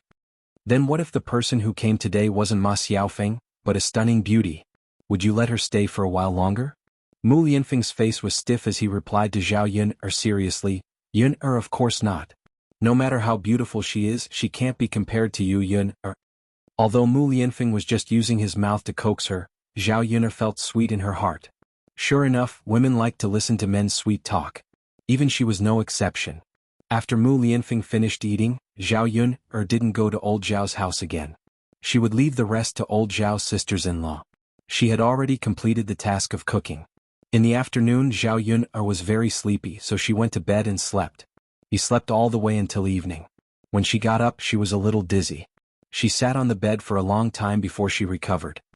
He hurriedly poured himself a cup of cold water and gulped it down. Only then did he feel much better. Zhao Yun'er went out. When she walked into the courtyard, she saw Mu Lianfeng holding Tian Tian and playing with Daodu in the courtyard. Compared to when she had just transmigrated, she was much happier now. At that time, he didn't have much to eat and had to worry about making money all day long. He also had to look after Daodu, afraid that something would happen to Daodu. Now, she didn't have to worry about these things at all. Yun'er, you're up? Liang Jinxiao greeted when he saw Zhao Yun'er walk out. Yes. Zhao Yun'er responded. Liang Jinxiao walked in front of Zhao Yun'er, took out a red packet from his pocket, and handed it to Zhao Yun'er. Yun'er, this is from your second aunt. She said that it was a red packet for you to cook today. I didn't want it, but she insisted on giving it to me. Zhao Yun'er was stunned. She opened the red packet and saw that there was 1 tael of silver inside. Mother, so much. In the countryside, 1 tael of silver was not a small amount. It was enough to buy a lot of things. Liang Jinxiao sighed and said, Yes, your second aunt said that it would cost this much to hire a chef from the town. The chef might not be able to cook as well as you. That's why she gave you so much. Zhao Yun responded and sighed. Li Chuanying was really generous to her. Could it be that Li Chuanying was so stingy in the past?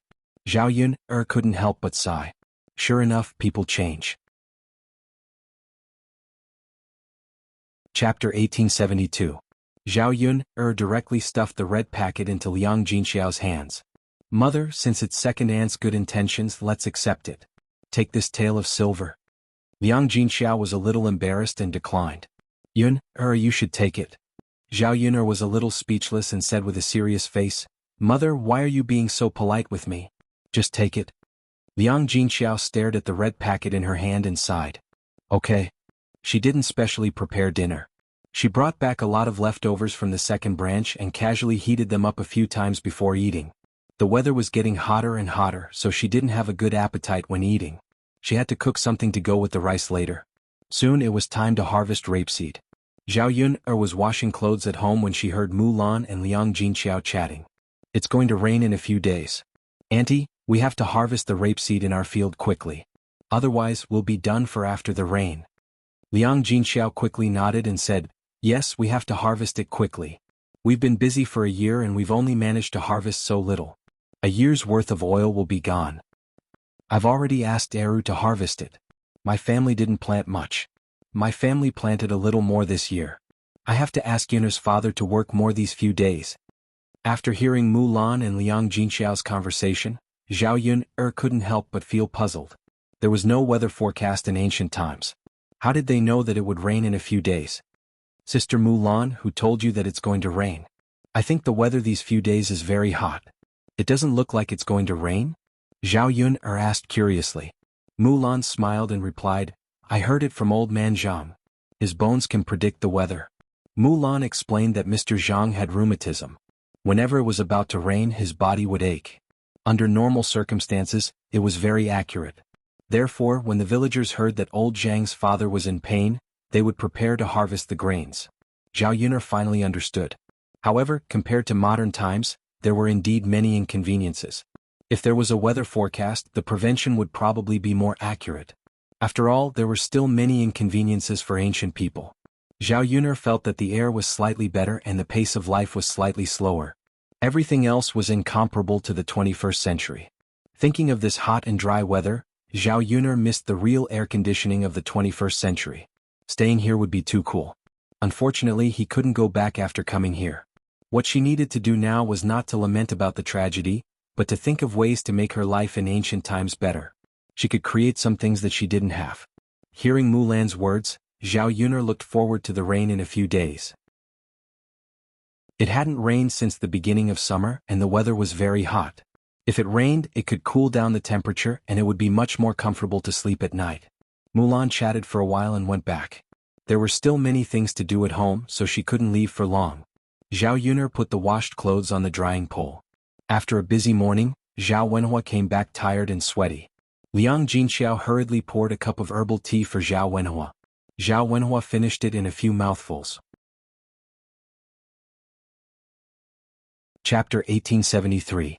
Zhao Wenhua wiped the beads of sweat off his forehead and pursed his lips. If we rush to harvest, we'll definitely be able to finish harvesting. But we'll have to work a little harder these few days. Yun's father, you've worked hard. Liang Jinxiao looked at Zhao Wenhua with a tinge of heartache. Zhao Wenhua hurriedly waved his hand. What's the trouble? It's what I should do. Liang Jinxiao's lips curled into a smile. The happiest thing now was to be together as a family. If everyone worked hard together, their lives would get better and better. These few days, Zhao Yun's family was busy working in the fields. Zhao Wenhua went to work early every day and finally harvested all the rapeseed seeds. He removed the seeds and put them into gunny sacks. When he had time, he would directly take them to the oil mill to extract oil. The day before the rain, Li Chuanying ran over to the third branch. Looking at Li Chuanying's appearance, he seemed to have cried. Liang Jinxiao hurriedly asked, Second sister-in-law, what's wrong? Li Chuanying sighed.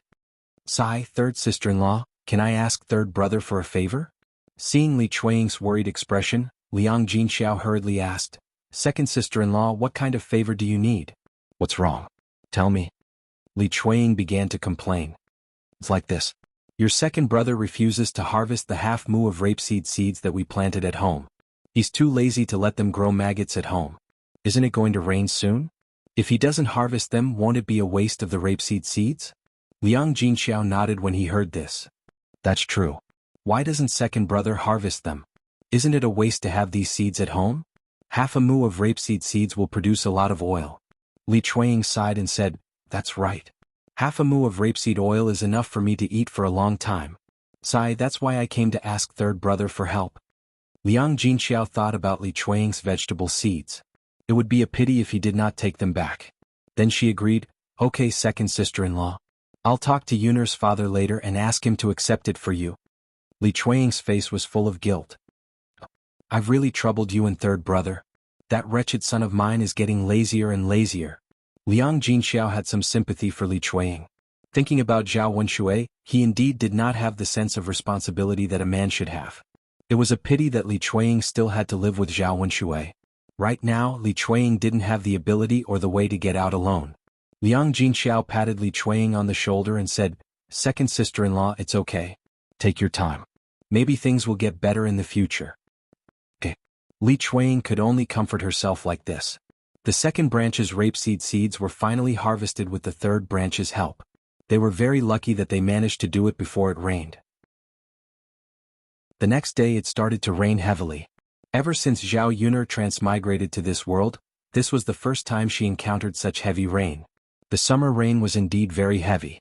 The workers on the mountain stopped working and didn't continue working. This kind of weather was not suitable for outdoor sports. The originally hot weather cooled down a lot because of the rain. In ancient times when it rained, people could only stay indoors and not go anywhere. However, it was quite interesting for the family to sit together and chat. The rain continued for 5 days without any signs of stopping. Zhao Wenhua sat in the room and looked at the weather outside worriedly. There was a hint of worry between her brows. Chapter 1874. Looking at the situation, it seemed that the rice seedlings in the field had been covered by the heavy rain for the past few days. If this continued, this year's harvest would definitely not be good. However, the farmers relied on the rice in the field to survive. Without a harvest, many people would starve to death. Zhao Wenhua stared at the heavy rain outside and sighed. Sigh, this rain can't continue. Otherwise, something will happen. Yun'er's father, don't worry. If it rains, we can't stop it. Sigh, that's right. I can't help it. I just can't help but worry. Zhao Yun'er held Tian Tian in her arms. In fact, she didn't like rainy days very much. The rain always gave people a very depressing feeling. Moreover, the inside and outside of the house were wet, which made people feel uncomfortable. Although the weather was cooler, the next rain would cool down. There was no need to keep raining like this. After a few more days, although the rain was a little lighter, it didn't seem to stop. Zhao Yun'er's family was still in shock. A mudslide almost formed on the back mountain and washed away her house. When they chose the foundation, they didn't expect this to happen. Zhao Yun'er hurriedly dealt with it with the family. They dug a ditch at the back of the house so that it could drain the water. Otherwise, if they encountered such a situation again, they were afraid that even their lives would be lost. They wouldn't be able to sleep well at night. However, when they dug the ditch, Zhao Yun'er, Mu Lianfeng, Zhao Wenhua, and Zhao Tianan were all soaked in the rain. After soaking in the rain for a day, they finally dug the ditch. Their bodies were all cold. Zhao Yun'er couldn't stop sneezing. It was obvious that she had caught a cold. Liang Jinxiao hurriedly boiled a large pot of hot water for the family to bathe. After soaking in the hot water, Zhao Yun'er's cold body recovered a little bit of warmth. Zhao Yun'er couldn't help but sigh at the changeable weather when she thought about how hot it was a few days ago and how she had to wrap herself in a quilt to keep warm these days. He thought that the weather in the 21st century changed quickly, but it turned out that the weather in ancient times was the same. Seeing that Zhao Yun'er kept sneezing, Mu Lianfeng felt a little distressed and said, Yun'er, why don't I cook some ginger soup for you? It can warm you up. Zhao Yun'er thought about it and felt that it was indeed possible. Other than her, who had to drink some ginger soup to warm her body, everyone else in the house had to drink some too. Alright. Then I'll ask Auntie to cook it. Alright. After a while, Mu Lianfeng brought a bowl of ginger soup over. Mu Lianfeng walked to Zhao Yun'er, picked up a spoon, and handed the ginger soup to Zhao Yun'er's mouth. Come Yun'er, drink it. Zhao Yun'er felt that the posture in front of her was a little strange. Was it really okay for Mu Lianfeng to be so considerate? I'll drink it myself. Zhao Yun'er's face turned slightly red. Why don't you let me feed you? Mu Lianfeng was a little puzzled.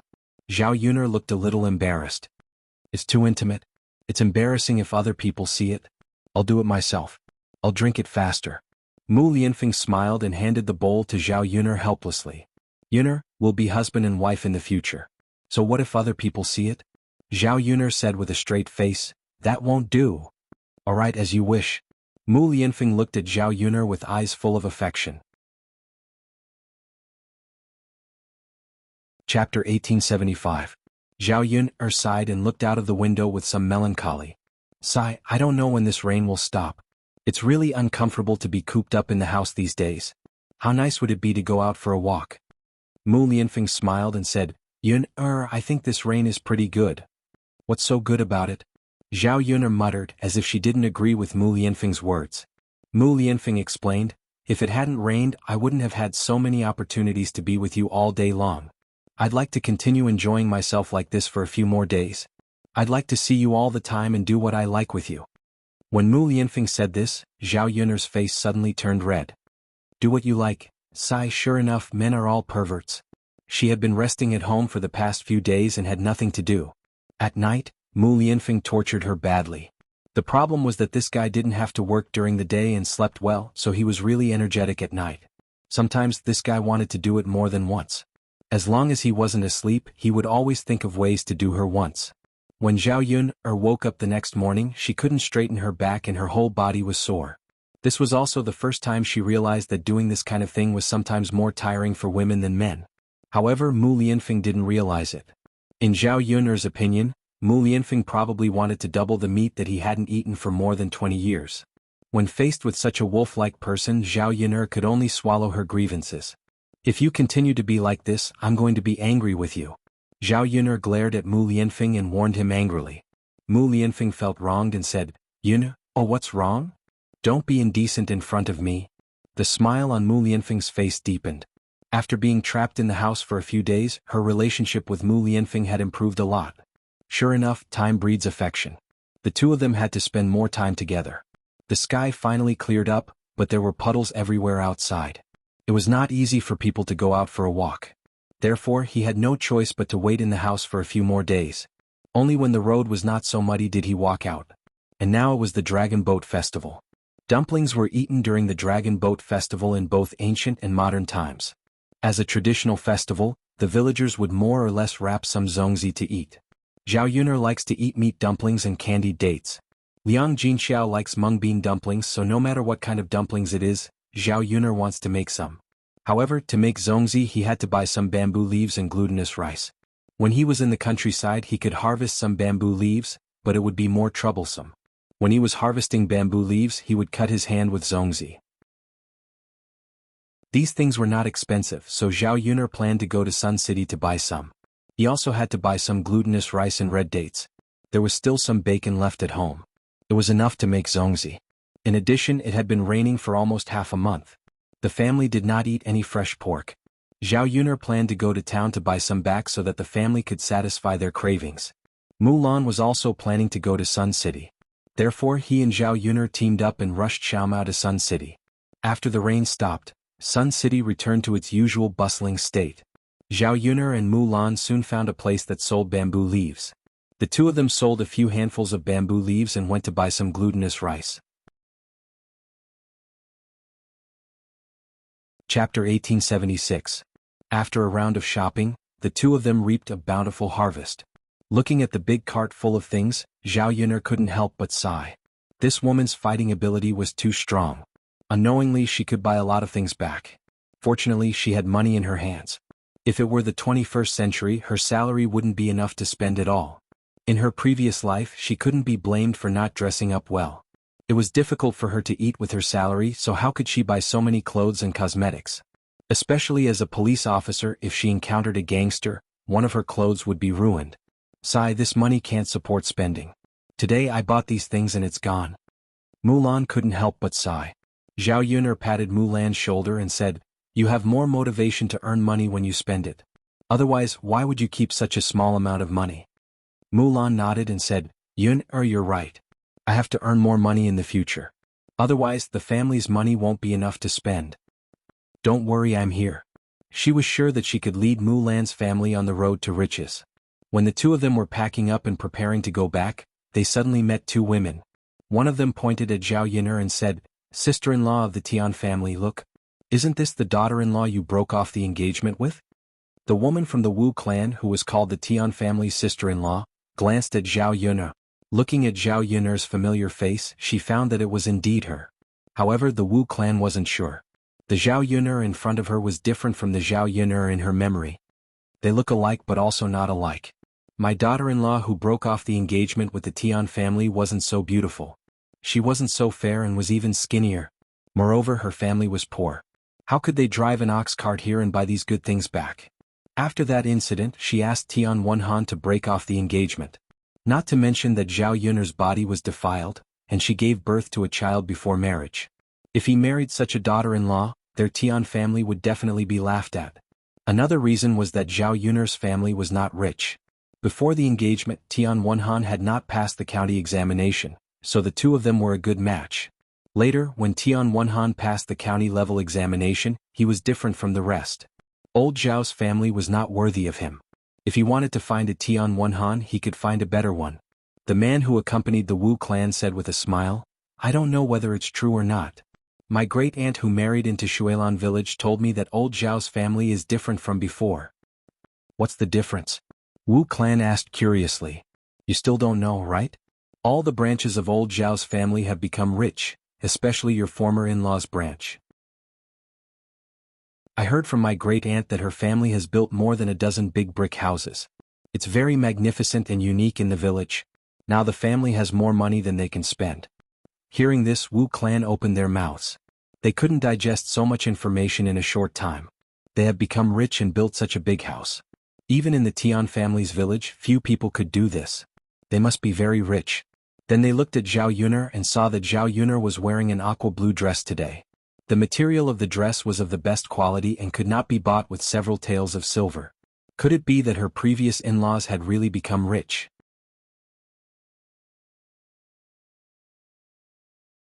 Chapter 1877.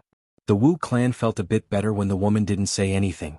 After the woman said that, the Wu clan felt suffocated in their hearts. When Wenhan and Zhao Yuner broke off their engagement, they thought they could find a better wife. However, after the matchmaker had looked for them a few times, she realized that they were either dissatisfied or had better conditions and looked down on their family. So after searching for so long, they still couldn't find a satisfactory marriage. Their Wenhan still hadn't married. In the village, men of Tian Wenhan's age would have already married and had children. Their children would probably be old enough to buy soy sauce. But after looking around, they still couldn't find one. However, the Wu clan was still unwilling to give up and didn't want to casually find a girl. If that was the case, they wouldn't have broken off their engagement with Zhao Yuner. Wasn't it because they wanted to find a better wife?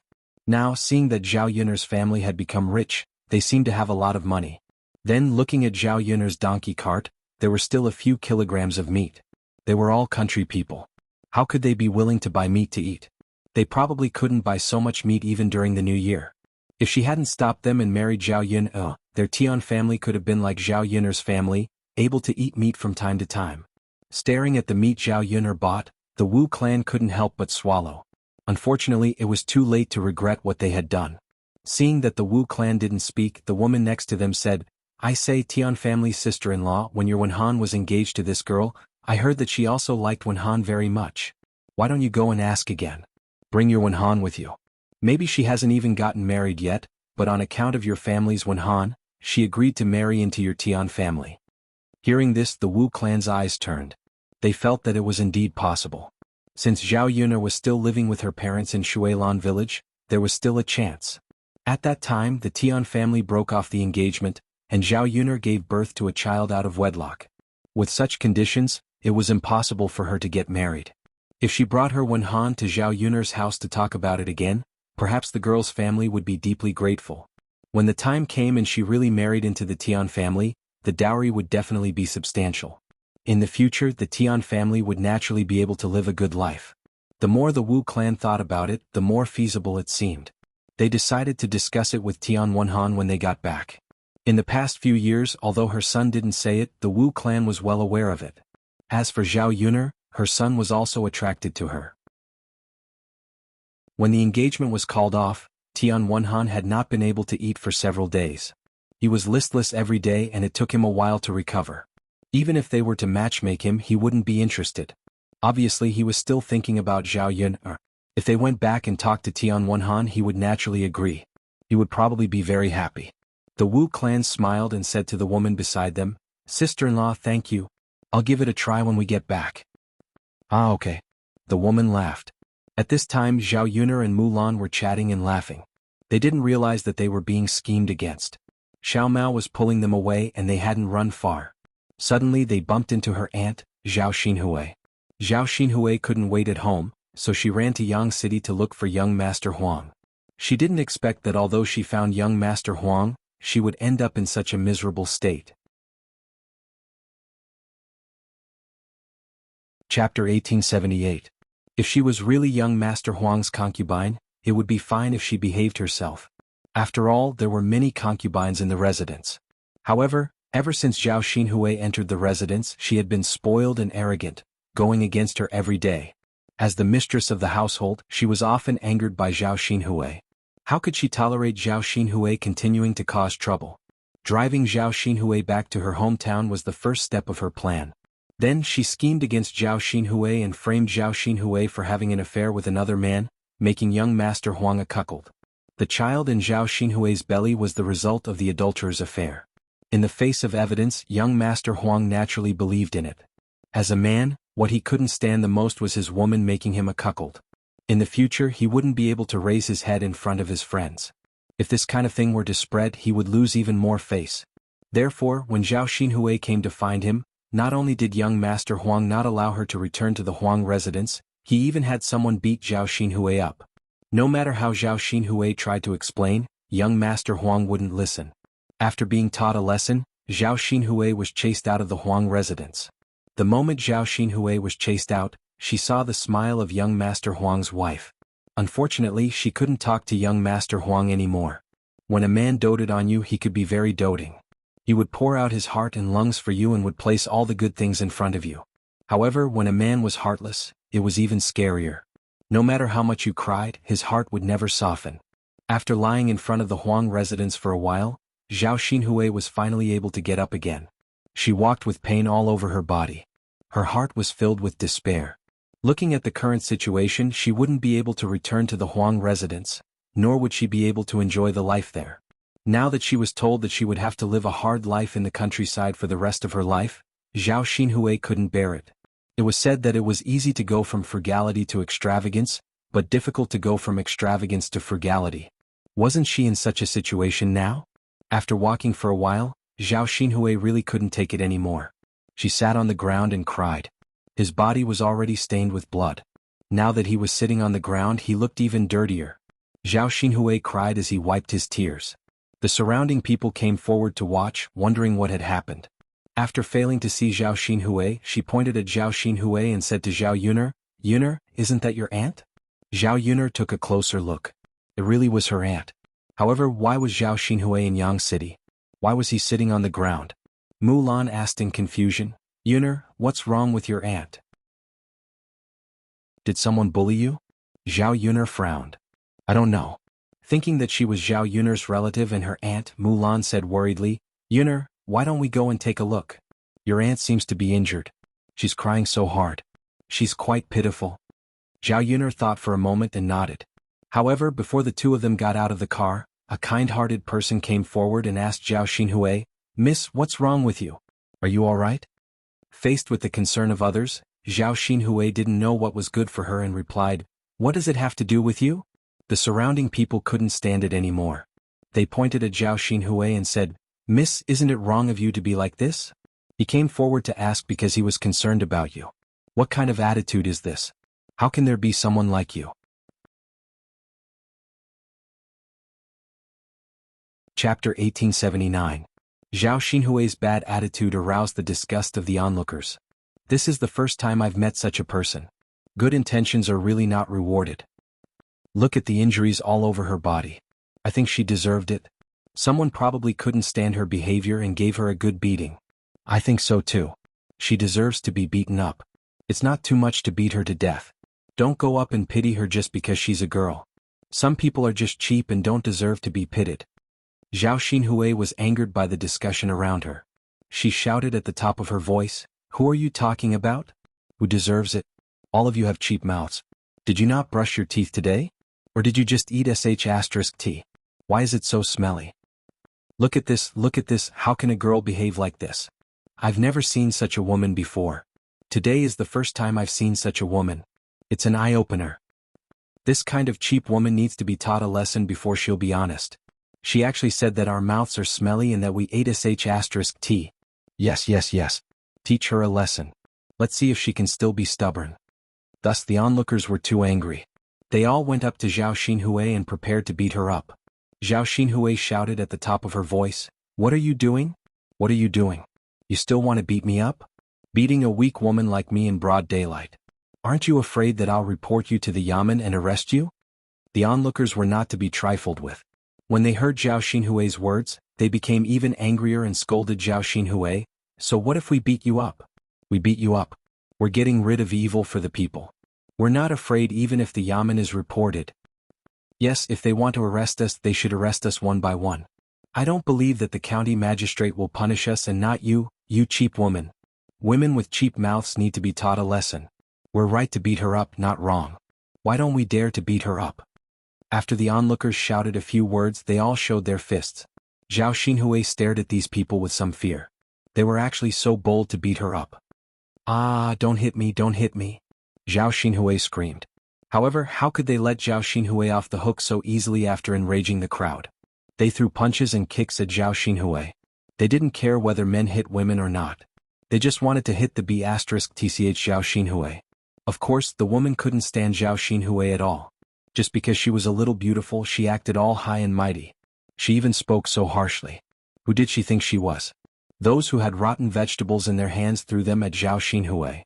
For a moment, Zhao Xinhui was beaten up very miserably. Zhao Yuner and Mulan watched from the side and were shocked by the scene in front of them. Although they felt that Zhao Xinhui was beaten up very miserably, it was true that Zhao Xinhui was in the wrong first. Her words weren't human, so it was normal for her to anger people.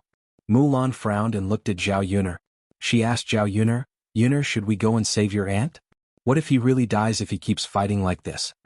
Zhao Yuner said indifferently, "Sister-in-law Mulan, will inevitably be implicated if we show up now. If we anger the crowd, we'll probably be beaten up together." Mulan's heart trembled when she heard Zhao Yuner's words. After thinking about it, she felt that Zhao Yuner's words weren't without reason.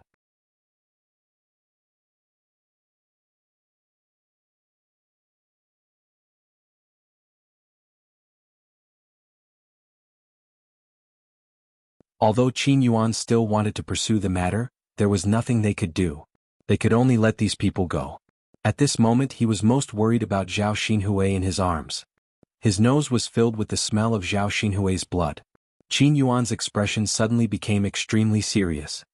"Andy, are you okay? How are you now?" Qin Yuan asked the person in his arms gently. Zhao Xinhui was already feeling aggrieved. Now she hugged Qin Yuan and cried, "Ooh, it hurts so much. I thought I was going to be beaten to death by these people. They're too much. There were so many of them, but they only bullied me." Zhao Xinhui poured out her grievances. Chapter 1881. Qin Yuan couldn't help but tremble when Zhao Xinhui hugged him tightly. In the past he really wanted to be intimate with Zhao Xinhui, but he never had the chance. All this time he could only silently fantasize about hugging Zhao Xinhui like this. He didn't expect that it would really come true today. Zhao Xinhui hugged him tightly. Her face was still pressed against his chest. Qin Yuan felt his heart pounding much faster than usual. His throat suddenly dried up. Qin Yuan said in a hoarse voice, "Okay, Auntie, don't be afraid. With me around, no one can bully you. I'll protect you well." At this moment, Qin Yuan's male chauvinism exploded. He wanted to protect the woman in his arms and not let anyone bully her. This was a feeling that she had never felt before. Zhao Xinhui continued to whimper. She didn't want to let go of Qin Yuan's hand. "Qin Yuan, thank you for coming to save me.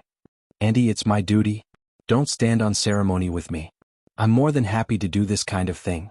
Qin Yuan replied nervously. He felt very happy. Although he was heartbroken that Zhao Xinhui had been beaten up, if no one had beaten Zhao Xinhui up, he wouldn't have had the chance to be a hero and save the damsel in distress.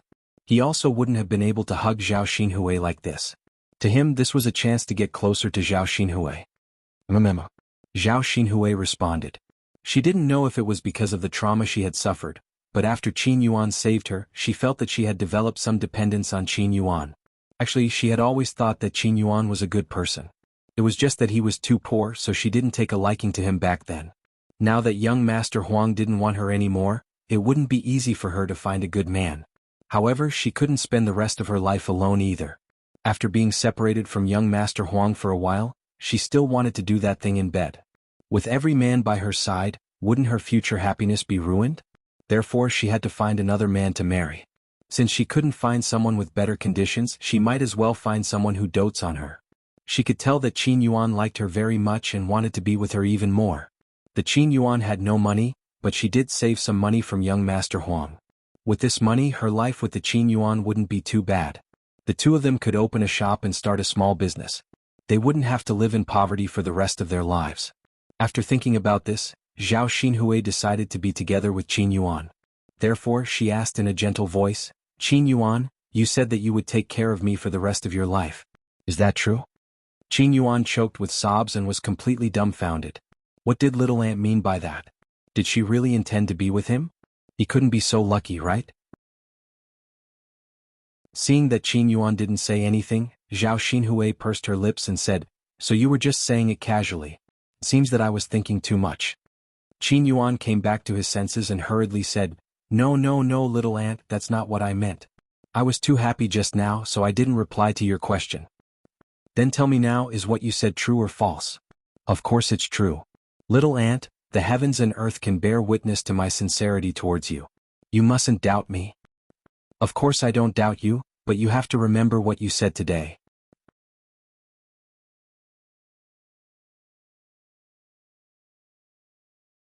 Chapter 1882. He wondered if he was dreaming at this moment. The things that he had always hoped for had never come true. How did it come true today? Only in a dream would this be possible. How can you do this? After Zhao Ping'er and Ma Xiaofeng rushed over, they saw the scene of Qin Yuan and Zhao Xinhui hugging each other. Zhao Ping'er stared at them until she almost went crazy with jealousy. Qin Yuan was her husband, her man. How could he hug Zhao Xinhui like this? Qin Yuan and Zhao Xinhui both ignored Zhao Ping'er. Zhao Ping'er could not take it anymore and continued to clamor. Zhao Xinhui, you be asterisk tch. How can you seduce my husband? Big brother Yuan is mine. Hurry and let go of him. Zhao Ping'er was about to rush over and push Zhao Xinhui away from Qin Yuan's embrace. However, before Zhao Ping'er could get close to Zhao Xinhui, she was stopped by Qin Yuan. Qin Yuan reprimanded Zhao Xinhui. Zhao Ping, what are you doing? You be asterisk tch. Aren't you a little too vicious?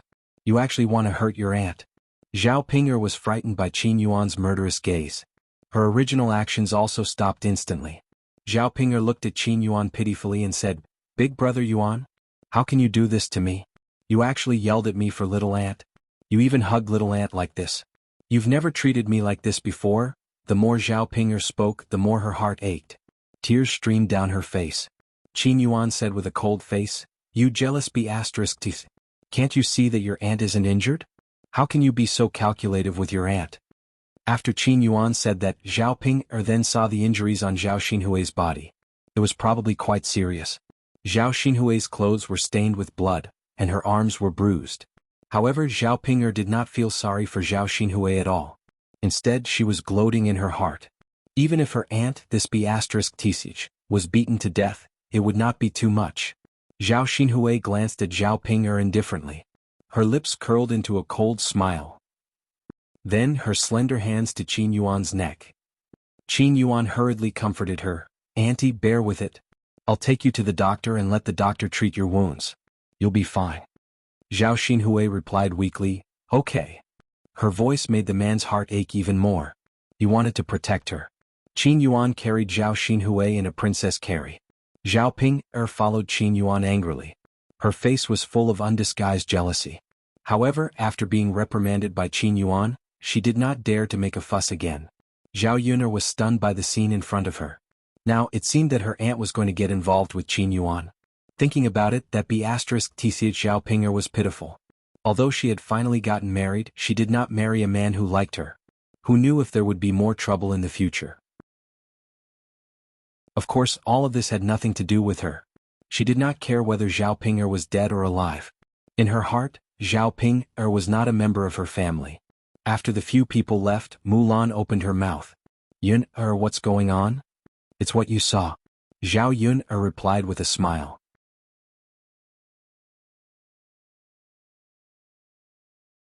Chapter 1883. In ancient times, some concepts were still more traditional. For example, Zhao Xinhui and Qin Yuan were one generation apart, so it was naturally impossible for them to be together. If they were really together, people would inevitably say that they were incestuous. At that time, who knew what kind of gossip would come out? Zhao Yun'er shrugged and replied helplessly, I don't know about that. This is their business, so I can't ask. Mulan sighed and nodded in agreement. Zhao Yun'er was right. How could Zhao Yun'er meddle in the affairs between her brother-in-law and sister-in-law?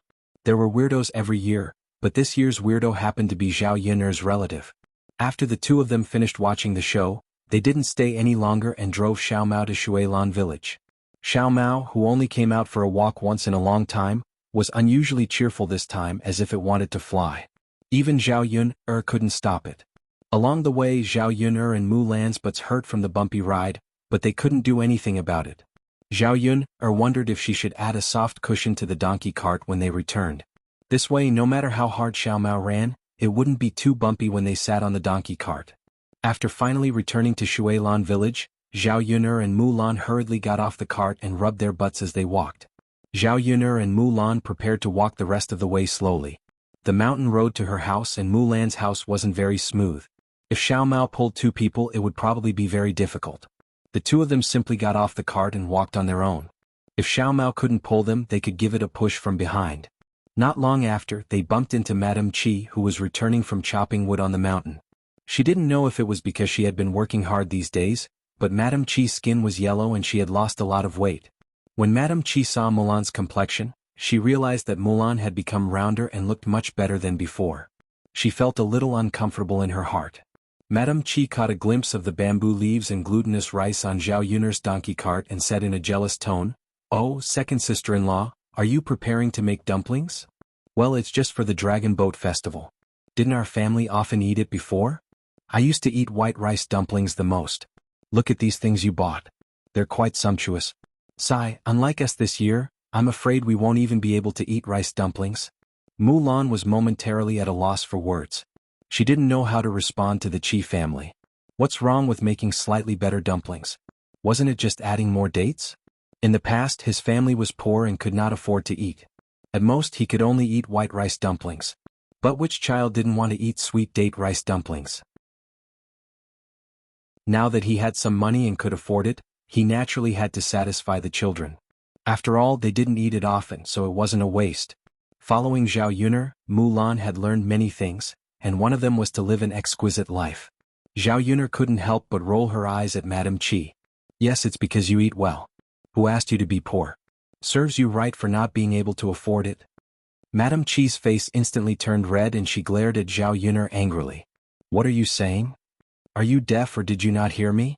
What's the use of being jealous of others? If you want to eat well, then work hard to earn money to buy it. Zhao Yun'er said lightly and continued to ridicule.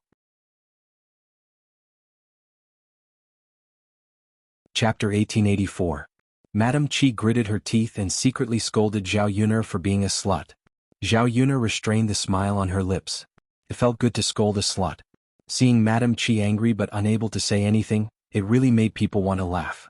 Madame Qi put away the displeasure on her face. Although she felt uncomfortable, she still swallowed her anger. Mulan smiled and said, "Sister-in-law Yun'er is right.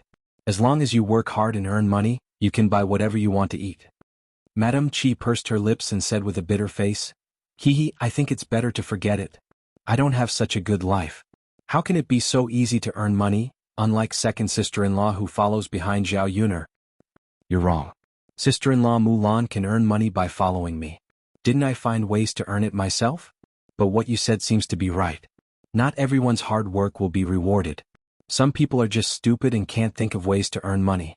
What's the use of hard work? Madame Qi frowned and digested Zhao Yun'er's words. After a while she reacted. This slut was actually calling her stupid. Zhao Yun'er, who are you scolding? Did I mention names and scold anyone? Family Zhu, sister-in-law, why are you so agitated? Don't tell me you admit that you're stupid? Zhao Yun'er asked with a faint smile. Madame Qi felt that she had been tricked by Zhao Yun'er. Sure enough, she couldn't win against Zhao Yun'er. This woman was too scheming. If she wasn't careful, it was easy to be tricked. Sister-in-law, if there's nothing else, we'll leave first. Mulan didn't want to continue arguing with Madame Qi and cause any unpleasant things. She was very clear about her sister-in-law's temperament. She liked to haggle over every little thing and liked to cause trouble. Qi Shi was not reconciled and continued to say to Mulan, second sister-in-law, I don't have a purse for white rice dumplings at home this year. You should send some dumplings to our mother later, right? An old man like him should at least eat a little. Otherwise you're being unfilial. Even if we split up, mother still gave birth to second brother and raised him. You can't forget that. Madame Qi's words sounded reasonable. In ancient times, filial piety was the most important thing. If one ignored both the son and the mother, one would be criticized. Although Mrs. Zhu's previous behavior was a bit excessive, she was still Zhu Eru's mother. Unless she did something extremely excessive and caused everyone's dissatisfaction, there would be some gossip. Mulan thought for a moment and replied, got it. Only then did Madame Qi leave with satisfaction. She thought that she could eat some of the zongzi that Mulan sent to Mrs. Zhu later. At the thought of the sweet taste of the sweet date zongzi, Madame Qi couldn't help but swallow her saliva. She couldn't wait for Mulan to immediately wrap them up and send them to her. However, Mulan also had a little idea.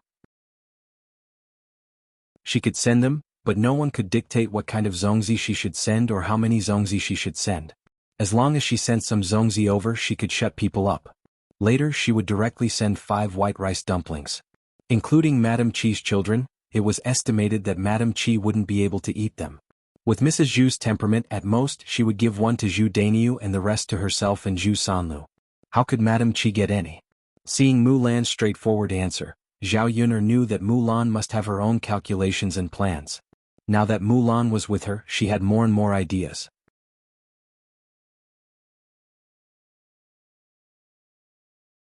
Chapter 1885. Zhao Yun'er shrugged and replied, it's fine. Mulan's lips curled into a bitter smile. Although there were still some people who were sick of Family Zhu, their family's life had become better ever since they moved out of Family Zhu's house. Now that there was no Family Zhu's nagging, the house was much quieter. After Zhao Yun'er and Mulan returned home, they soaked the bamboo leaves and glutinous rice in water. The bamboo leaves had to be washed gently with a brush. As for the glutinous rice, it had to be soaked for a period of time before the zongzi would taste good. Using this time, Zhao Yun'er also took out some bacon from home and cut it into small pieces. When the time came, she just had to put a piece into each zongzi. This was her favorite, the bacon zongzi. Other than that, she also made some candied dates and mung beans. Because it was almost the Dragon Boat Festival, old Madame Liang was in a good mood. Although her legs were a little inconvenient now, she knew how to do these small chores. Wrapping zongzi was old Madame Liang's specialty. For so many years, every year when the Liang family celebrated the Dragon Boat Festival, they would eat zongzi through old Madame Liang's handbag. After coming to Zhao Yun'er's house, old Madame Liang's daily life was well taken care of by Zhao Yun'er's family. There were many chores that old Madame Liang didn't have the chance to do even if she wanted to. Now that she finally had a chance to be useful, old Madame Liang was eager to give it a try. Eldest girl, I have to make a few zongzi today. Don't stop me. This isn't hard work. I can do tiring work. Old Madame Liang said with a straight face. It seemed that if Liang Jinxiao refused, old Madame Liang would get angry with her. Liang Jinxiao smiled helplessly and said, okay mother, let's make these zongzi as a family. Old Madame Liang nodded in satisfaction. That's more like it. At noon the whole family had a simple meal. The food was not bad. Zhao Yun'er made streaky pork. The whole family ate one more bowl of rice than usual. Zhao Tianan didn't know if it was because he was growing, so he liked to eat oil. He directly poured the oil from the bottom of the pork belly bowl into the bowl, mixed it into the rice and then ate it with relish. Zhao Yun'er was used to living in the 21st century. She preferred to eat rapeseed oil rather than animal oil. Eating too much animal oil could easily lead to high blood lipids. In the eyes of modern people, it was better to eat less. But for the ancient people, they didn't consume much oil and water on a daily basis, and they did very tiring work every day. If they didn't eat some animal oil, they wouldn't seem very energetic. Zhao Wenhua also liked to eat animal fat, but she gave the fat in the pork belly bowl to Zhao Tianan. After the meal, the glutinous rice was almost done soaking. It was time to prepare the dumplings. At this time, someone came to Zhao Yun'er's house. "Third sister-in-law, are you at home?" It was Zhao Yun'er's uncle Zhao Ping, who was a few generations away. Liang Jinxiao hurriedly responded, "Yes." Liang Jinxiao said and went out of the house. Zhao Yun'er followed him out. "What's wrong?" Liang Jinxiao asked, thinking that Zhao Ping came to see him for something. Zhao Ping explained, "Third sister-in-law, last time you told me that you wanted to raise a cat. My cat gave birth to a litter of kittens more than half a month ago. Now I caught one for you." Zhao Ping said and handed the kitten in his hand to Liang Jinxiao. Chapter 1886. It looked very small and pitiful. Liang Jinxiao stared at the kitten in Zhao Ping's hand, then took it. "Uncle Yun'er, isn't your kitten a little too small? Why don't you keep it at home for a while before sending it to me?" Liang Jinxiao asked worriedly. Zhao Ping sighed and said, "I'm just afraid that I won't be able to keep it alive even if I bring it home." Liang Jinxiao asked in confusion, "Why is that? Why can't you keep it alive?" Zhao Ping then explained, "My cats have a lot of litters. There are 7 or 8 kittens. Unfortunately, there's not enough milk, so each kitten can't eat their fill. The kitten I picked for you is the fattest one. The other kittens are even skinnier. If you feed it some soup from time to time, it'll probably be able to keep it alive." Hearing Zhao Ping's words, Liang Jinxiao finally understood. She muttered, "So that's how it is. Then I'll keep it." Staring at the thin and small kitten, Liang Jinxiao sighed and said, "It looks really pitiful. So cute. It's a pity that it's dead." Although it was just an animal, it was still alive after all. When Zhao Yun'er saw the thin and small kitten, she hurriedly went up to Liang Jinxiao and said to Liang Jinxiao, "Mother, let me hold it." Liang Jinxiao nodded and stuffed the kitten into Zhao Yun'er's hands. "Yun'er, slow down. Don't drop it." Zhao Yun'er answered solemnly, "Mother, I know." Zhao Yun'er's hand gently stroked the kitten's head a few times. The kitten burrowed into Zhao Yun'er's palm, and a ticklish feeling spread all over its body. However, its soft and smooth body made people want to play with it a few more times. It was so cute. It was just that it was a little small, so he had to be very careful when holding it in his hands, afraid that he would drop it. "Uncle Zhao, thank you." Zhao Yun'er thanked Zhao Ping while stroking the kitten. Zhao Ping smiled. "Why are you being so polite?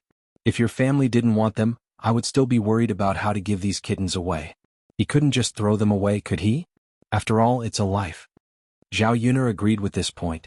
"Uncle Zhao, why don't you come to my house and have a rest and drink a glass of water?" Zhao Yun'er greeted him warmly. Zhao Ping hurriedly waved his hand and refused. No, you still have work to do." Liang Jinxiao said, "Other than making some dumplings in the afternoon, we don't have much to do. By the way, Uncle Yun'er, have you made dumplings at home?" Zhao Ping scratched his head and replied shyly, "I'm a man. How would I know how to do those things?" Liang Jinxiao thought about it and agreed. Zhao Ping hadn't married yet. Without a woman at home, there were many things that he couldn't do. A man couldn't possibly do all the women's work. "That's true, Uncle Yun'er. You've had a hard time living alone all these years." Zhao Ping smiled foolishly again. "It's okay. I'll get used to it." "Uncle Zhao, it's okay if you don't know how to make dumplings. I'll send some to you later. Have a taste. I have a lot of dumplings at home this time." Zhao Ping was a little embarrassed and hurriedly waved his hand to refuse. No, forget it. It's so embarrassing. It's not easy for you to make dumplings. There are so many people at home. How can you give them to me?"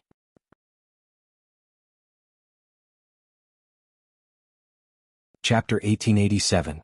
This. Zhao Ping was still struggling. Zhao Yun'er said, "Uncle Zhao, your cat is not free. What's wrong with eating some dumplings? Otherwise I'll feel bad." After being persuaded by Zhao Yun'er and her mother, Zhao Ping smiled embarrassedly and said, "Okay. I'll try it then." Okay. After sending the kitten over, Zhao Ping didn't stay any longer. He turned and left Zhao Yun'er's yard. After seeing Zhao Ping leave, Liang Jinxiao couldn't help but sigh and say, "Yun'er, your Uncle Zhao is actually quite a nice person." Zhao Yun'er agreed and said, "Yes." Compared to old Zhao's uncles, Zhao Ping was definitely very nice. He's such a nice person but he hasn't married yet. It's not easy for a man to live like this. Not to mention other things, if he marries a woman she can at least cook for him and wash his clothes. He doesn't need to do these chores. Zhao Yun thought about it. It was because this era was the same as the 21st century. For people who were too poor, it was very difficult to even get a wife. Sometimes men were really nice. It was because of these external material conditions that they were bound, so they were always single. Mother, why don't you help to ask around? If there's a suitable person you can introduce Uncle Zhao to her. Zhao Yun winked at Liang Jinxiao and asked. Liang Jinxiao smiled bitterly and said, "Hey, it's easier said than done. Which young girl is willing to marry your Uncle Zhao? The age gap is there." Mother, who said that it has to be a young girl? Can't you ask me to look at those divorced women or widows? Isn't that equivalent to a second marriage? In the countryside it's counted. Who said that a woman can't marry a second time? If she meets the right person she can marry again. As long as the man is good to her and she has a good life, why think so much? Liang Jinxiao was silent for a while and said, "Okay, I'll ask someone later. If they really met someone suitable, it would be best if they could get together and live together. It's not easy for your Uncle Zhao to be alone. Now that he's getting older, it's better to have a companion." Yes. After the mother and daughter finished talking about this matter, they started to care about the kitten. Looking at that skinny kitten, she had to give it more food. Otherwise it might not be able to grow up.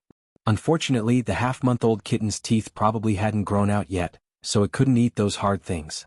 Zhao Yun pondered for a moment, then went to the kitchen and made some rice soup. Zhao Yun thought that the salty rice soup was too plain, so she added some leftover meat broth from lunch into the rice soup. Then he took a small bowl and brought it to the kitten.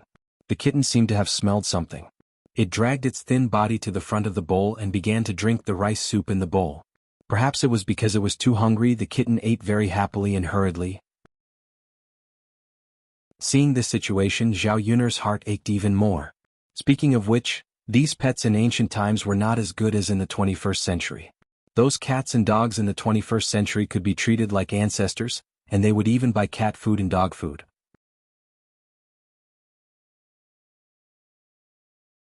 Chapter 1888. However, Zhao Ping's female cat was pregnant.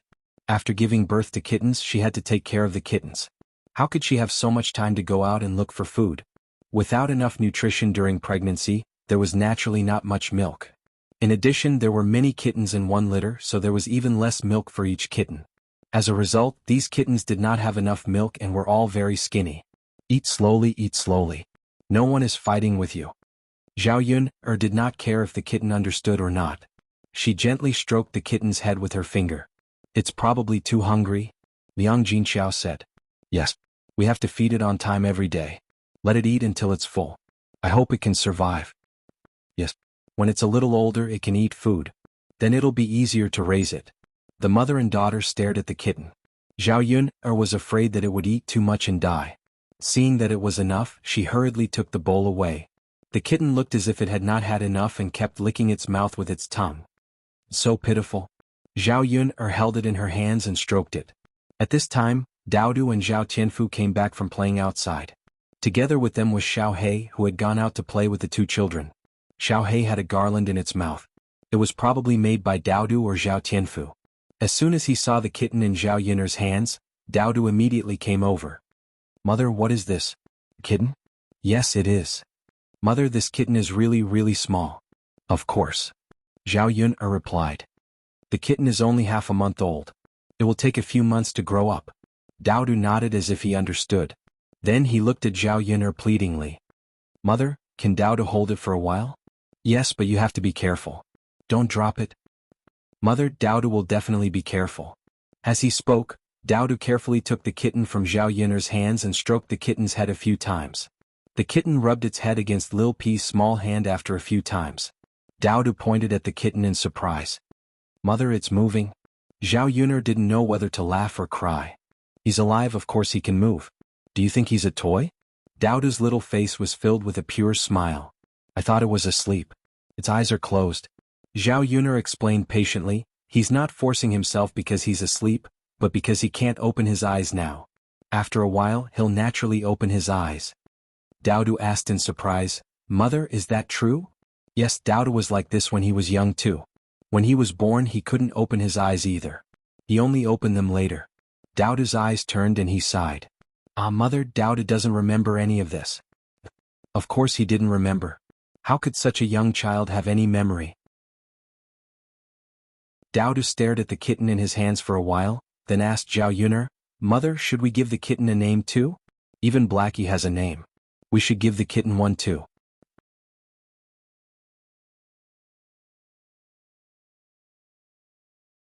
Chapter 1889. Daoda was more than happy to complete this task, and a bright smile was plastered on his little face. He replied, Okay. Mother, is it a boy or a girl? Before choosing a name, Daoda first asked about the gender. Only after determining the gender could they choose a name that was more appropriate.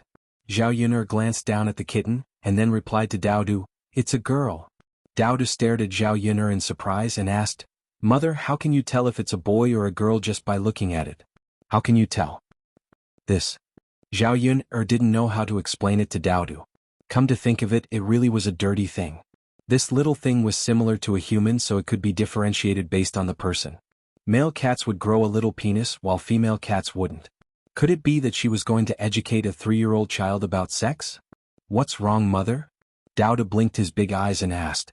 Zhao Yuner smiled and patted Daoda's head. Yes, Daoda will understand when he grows up. Really? Yes. Daoda thought for a while and didn't pursue the topic any further. Instead, he thought about what name to give the kitten. Mother, look at the fur on its body. It's a flower. Why don't we call it Little Flower? Zhao Yuner was amused by this name. It was really arbitrary. Just like Little Black, it was named according to its fur. There was no need to be so particular about it. However, there was a good saying, the more vulgar, the more elegant. Although the name was a little simple, it was very suitable for the kitten. It was easy to remember. Okay, we'll call it Little Flower just like Daoda. Daoda's big eyes blinked a few times. Mother, really? Of course. Daoda had a satisfied smile on his face. He hugged the kitten in his arms and shouted, Little Flower, your name is Little Flower from now on. Do you want to remember? The kitten didn't respond, but it rubbed its head against Daoda's palm a few times. Hee, mother, look, Little Blossom seems to like this name too. Yeah. Mother, why don't we build a nest for it? Zhao Yuner thought about it and felt that it was indeed necessary. This kitten cub was too small, so he had to take good care of it. Otherwise, he didn't know if there would be any accidents and he couldn't raise it. Like a flower in a greenhouse, it must be taken good care of. All right. Zhao Yuner said and took out a small wooden basin. She put some straw in the small wooden basin and then put a piece of rag in it. The wooden basin became very soft. Daoda carefully placed Little Blossom in the wooden basin. Mother, Little Blossom looks so cute. Daoda hid in the wooden basin. He couldn't bear to look away from Little Blossom. Little Black put down the garland in his hand and walked over to the wooden basin. Little Black was probably curious about this new species. He stretched his nose and sniffed. Daoda patted Little Black's head and said, Little Black, you can't hurt Little Blossom. You're the older brother. You have to take good care of your sister, okay? Just like how I take care of little sister Xiao Xiao. Little Black seemed to understand Daoda's words. He lowered his head and whimpered a few times.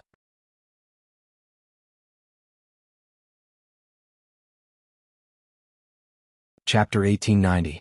When Zhao Yuner saw this scene, she wanted to laugh.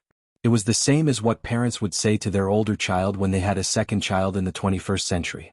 Daoda was only 3 years old, yet he could say something like this. His little head must be extremely smart, right? When little Hay heard Daoda's words, he licked Daoda's little finger and whimpered a few times. Hee.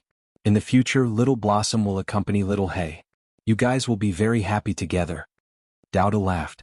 Zhao Yuner thought that under normal circumstances, cats and dogs wouldn't get along well, but there were exceptions.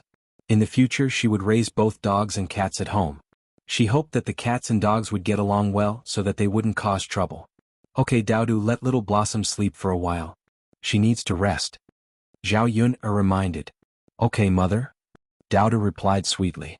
When she saw Daoda playing outside, Zhao Yuner came back with a basin of cold water. She washed Daoda's hands first. Touching animals like kittens and puppies was the easiest way to breed bacteria. Children also liked to put their hands in their mouths. In the afternoon, Zhao Yuner began to make zongzi with her family. Making zongzi wasn't Zhao Yuner's specialty. When she was in the 21st century, her mother usually made zongzi well. Every time the Dragon Boat Festival came, the zongzi at home couldn't be finished. Other than the zongzi made by their own family, their relatives would also give them some. Therefore she didn't need to spend time making zongzi. Compared to the big zongzi leaves that she bought in the 21st century, the ones that Zhao Yuner bought this time were much smaller. Zhao Yuner saw old Madame Liang skillfully stack 2 leaves together, then bend them into an arc and stuff the glutinous rice inside. Zhao Yuner copied old Madame Liang's way of wrapping zongzi. Although she could also wrap zongzi, her zongzi was a bit ugly compared to old Madame Liang. She definitely couldn't give the food away. She would keep it for herself because she really couldn't afford to give it away. The candied dates and salted meat zongzi were separated. Zhao Yuner tied a red string to make a mark. Later she would eat salted meat dumplings. As for the other dumplings, they could eat whatever they liked. After a while, Zhao Yuner's basket was filled with zongzi. Zhao Yuner counted, there are really a lot of bags, there are more than 200. Although it was a little small, it was still quite a lot. He had to send 20 over to Zhao Ping to let him have a taste.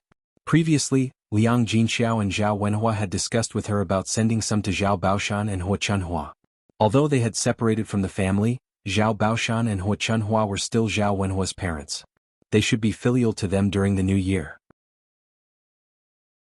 As for her uncles, she was going to send some to the 2nd and 4th branches, but she had already sent some to the other branches. It wasn't good to leave out the 1st branch, so she might as well send some to everyone. However, she couldn't send too many. At most, each branch could only send 15. There were only about 100 zongzi left. With so many people in the family, they could probably finish it. Zongzi weren't like other things. They could be preserved for a period of time without spoiling. Unlike other things, they would definitely spoil after being left for so many days. Haha, with the 3 of us, it didn't take us long to finish wrapping more than 200 zongzi. Old Madame Liang laughed with a satisfied smile on her face. Zhao Yuner flattered, "Grandma is still the best. You made so many by yourself. And you made the most beautiful ones."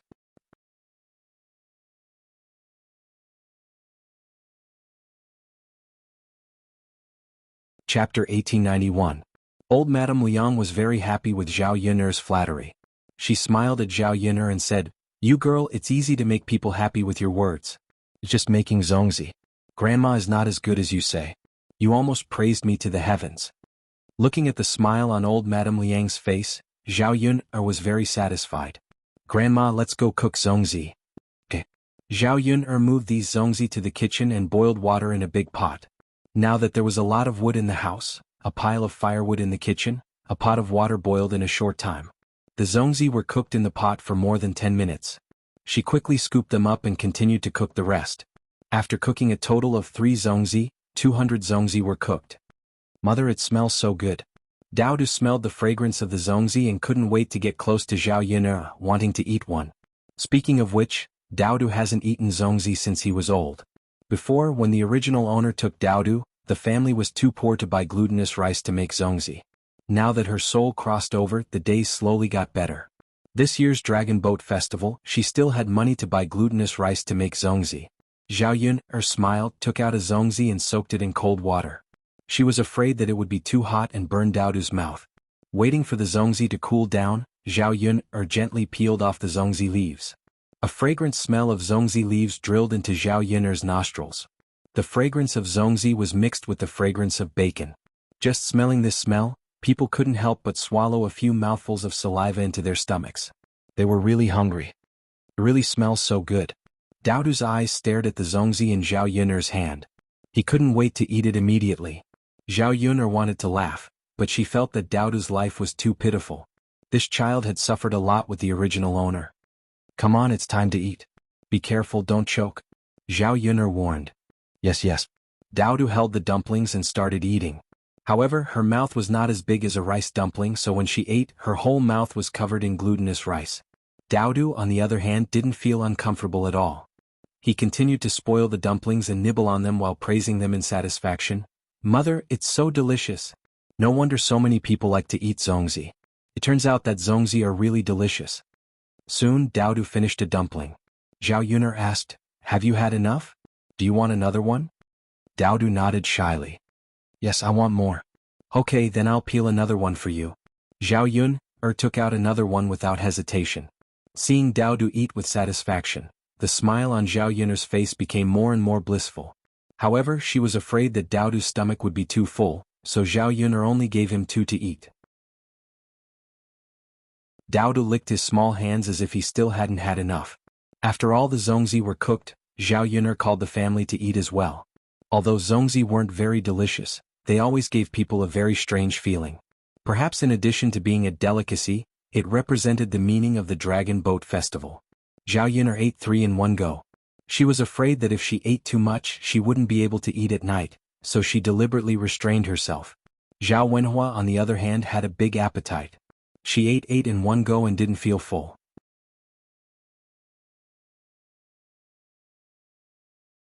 Chapter 1892. After being reminded by Liang Jinxiao, Zhao Wenhua realized that he had eaten 8 dumplings in one go. Zhao Wenhua smiled bitterly. He looked very shy and embarrassed. He felt that he had eaten too much in one go. Well, Yuner's mother, I've never eaten such delicious dumplings in all my decades of life. I've eaten 8 of them before I knew it. Liang Jinxiao was amused by Zhao Wenhua, but he agreed with Zhao Wenhua's words very much. She also felt that these were the best dumplings she had eaten in decades. The glutinous rice was fresh and of the best quality, unlike the old glutinous rice they used to make dumplings. Moreover, they only used white rice to make dumplings before. They didn't use bacon today, so the taste was naturally different. It's fine. It's fine if you eat more. I'm just afraid that your stomach will swell. Zhao Wenhua touched his stomach and smiled. He replied, okay, then I won't eat any more.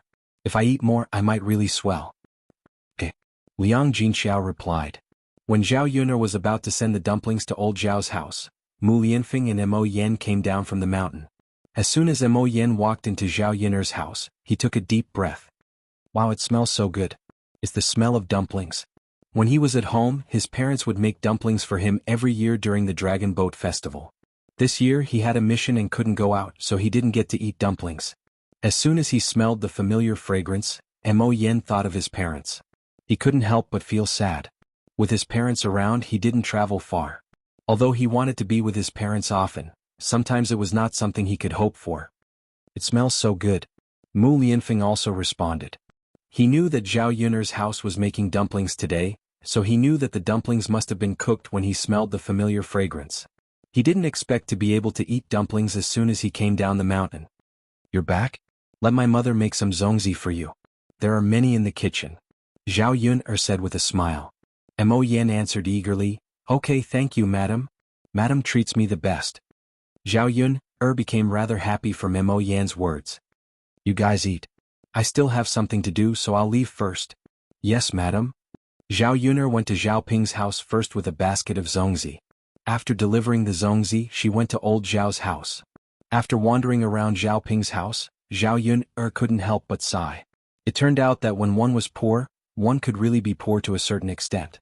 Zhao Ping's house was almost the same as her previous thatched hut. There were many places where the wind leaked out. Because he was a man, Zhao Ping didn't know how to tidy up the house, so the house was a mess. It really wasn't easy for a man to live without a wife. When Zhao Yuner arrived at old Zhao's house, she found that old Zhao's house was noisy again. But this time it was because of Zhao Xinhui. Zhao Xinhui was injured and was saved by Qin Yuan. He went to the medical center to have his injuries checked. The doctor prescribed some medicine. As long as he took the medicine according to the requirements and rested for a while, he would be fine. But because he was seriously injured, he had to lie in bed for at least half a month to a month.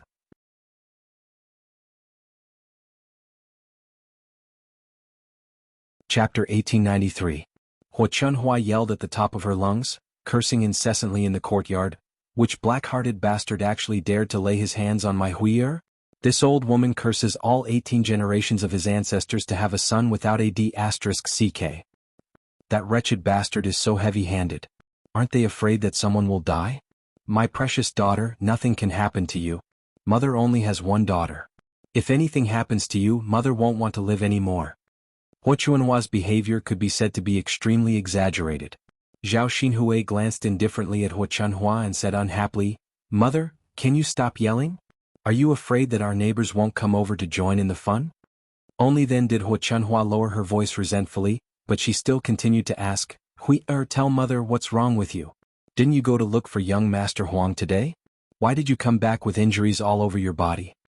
Speaking of this topic, Zhao Xinhui didn't know how to tell Hua Chunhua, especially in front of so many people. If her mother knew that young Master Huang had abandoned her and that she could no longer live a good life, she would probably yell at the top of her lungs again and spread the news to everyone. She couldn't afford to lose face like this. Mother, don't ask about this matter. I'll tell you later. Hua Chunhua was even more curious. What's so hard to say? If you don't say it now, Mother will be worried to death. In any case, you should tell Mother who injured you so badly so that Mother can go and settle the score, right? Looking at your injuries, I'll have to extort at least 10 taels of silver back. Otherwise, we can't just let this go for nothing, right? Before Zhao Xinhui could speak, Zhao Ping snorted coldly. Grandmother, I'm afraid you won't be able to settle the score with them. Hua Chunhua frowned. I say, Ping girl, what do you mean by that? Grandmother, that's because you don't know why younger aunt was injured. I know, I saw it today. Hua Chunhua pressed. Girl, can you speak faster? Why do you have to make me anxious? You'll only be happy if you say a few sentences in one sentence.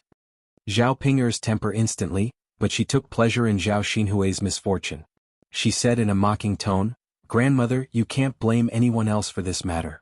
It's younger aunt's fault. It's all younger aunt's. She caused a ruckus on the streets today and even scolded someone. He just couldn't stand her, so he took action to teach her a lesson. There are so many people on the street. Who knows whose fist landed on little aunt's body? It's not like he's from our village. Where are you going to find him? Her of her Chunhua, was of hers of her, as ofs. She didn't even know who the culprit was. How was she supposed to find the culprit? It seemed that Zhao Xinhui was really suffering in silence this time. She could only bear this grievance in vain. After Zhao Ping finished speaking, Zhao Xinhui was instantly unhappy. She pointed at Zhao Ping and scolded, Ping girl, what do you mean by that? Are you asking for a lesson with your cheap mouth? Did I allow you to speak? You're up to no good. I think you can't wait for me to get injured, right? Zhao Ping pursed her lips. Younger aunt, I'm telling the truth. Even if I don't say it today, it'll spread to the village tomorrow. Grandmother will definitely know anyway. There were so many people in town at that time.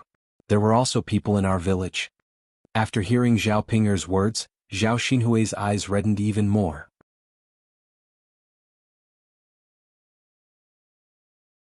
Chapter 1894. If she was really seen by the people in the village, there would be rumors of her being ridiculed. How could she continue to stay in Shuilan village? Zhao Ping, why you better not go overboard. Zhao Xinhui warned through gritted teeth. When Qin Yuan saw Zhao Xinhui's anger, he immediately stood up and walked over to Zhao Ping. He gave Zhao Yun a few tight slaps. Didn't you hear what your aunt said? You don't have a good memory and only know how to spout nonsense. I think you need to be taught a lesson. Zhao Ping's face instantly turned red and swollen. She was completely stupefied. Big brother Yuan actually hit her and hit her so hard. It was all for that tc at Zhao Xinhui. Zhao Ping's eyes were filled with tears. She felt very wronged. Qin Yuan was clearly her husband, but he was protecting Zhao Xinhui, making her seem like an outsider. Big brother Yuan. Oh. Zhao Ping started sobbing. However, Qin Yuan did not feel sorry for Zhao Ping at all. He warned her, stupid if you make your aunt unhappy again, see how I'll continue to teach you a lesson. Zhao Ping was frightened by Qin Yuan. Although she was unwilling because she loved Qin Yuan in her heart, she still bit her lower lip and responded, I got it. Qin Yuan then said to Zhao Xinhui obsequiously, Aunt, look, I'll teach that stupid tc Zhao Ping a lesson for you. You have to recuperate properly now. Don't be bullied. Otherwise your body won't be able to take it. Okay. Zhao Xinhui glanced at the red marks on Zhao Ping's face and felt much better. Qin Yuan was still the best. He taught Zhao Ping a lesson, and Zhao Ping did not even dare to make a sound. However, Hua Chunhua continued to nag, It's over, it's over. What should we do? Little Hui, aren't you just being bullied for no reason? I think we should tell young Master Huang about this matter and let him bring you back to the manor. You definitely won't be able to recuperate well at home, right? The Huang Manor's conditions are good. They'll definitely serve you well. Zhao Xinhui got angry at the mention of this. She felt that Hua Chunhua was poking her wound. However, after she said it, Hua Chunhua still nagged her again. Mother, Zhao Xinhui's mother's Xinhui Zhao's way. Zhao Xinhui said unhappily. At most I'll move out today. Whether I live or die has nothing to do with you. Hua Chunhua was stunned. She hurriedly said, "Little Hui, don't misunderstand me. That's not what I meant." "Then what do you mean?" "Ai Hui, Zhao Xinhui, I just want you to live a better life. It's not a good idea for you to live a hard life at home. Look, you're covered in injuries. If young Master Huang sees you like this, he'll definitely feel sorry for you. Maybe he'll soften his heart and bring you back to the Huang manor. It's already been a while. The limelight is definitely over. Young Master Huang won't have any problems bringing you back, right?" Zhao Xinhui smiled bitterly. She had already been chased out by young Master Huang. Young Master Huang had also put in a lot of effort to heal her injuries. Wouldn't it be a fool's dream if she wanted to go back to the Huang manor? Fortunately, the child in her belly was fine. She only hoped that it would be born. In the future, she might even have to do a blood test to make young Master Huang believe her. However, that was impossible for now.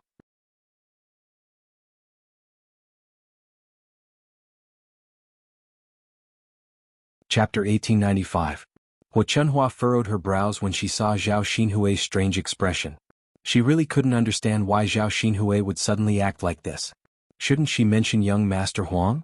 Zhao Baoshan, who was sitting in the courtyard, was smoking a pipe.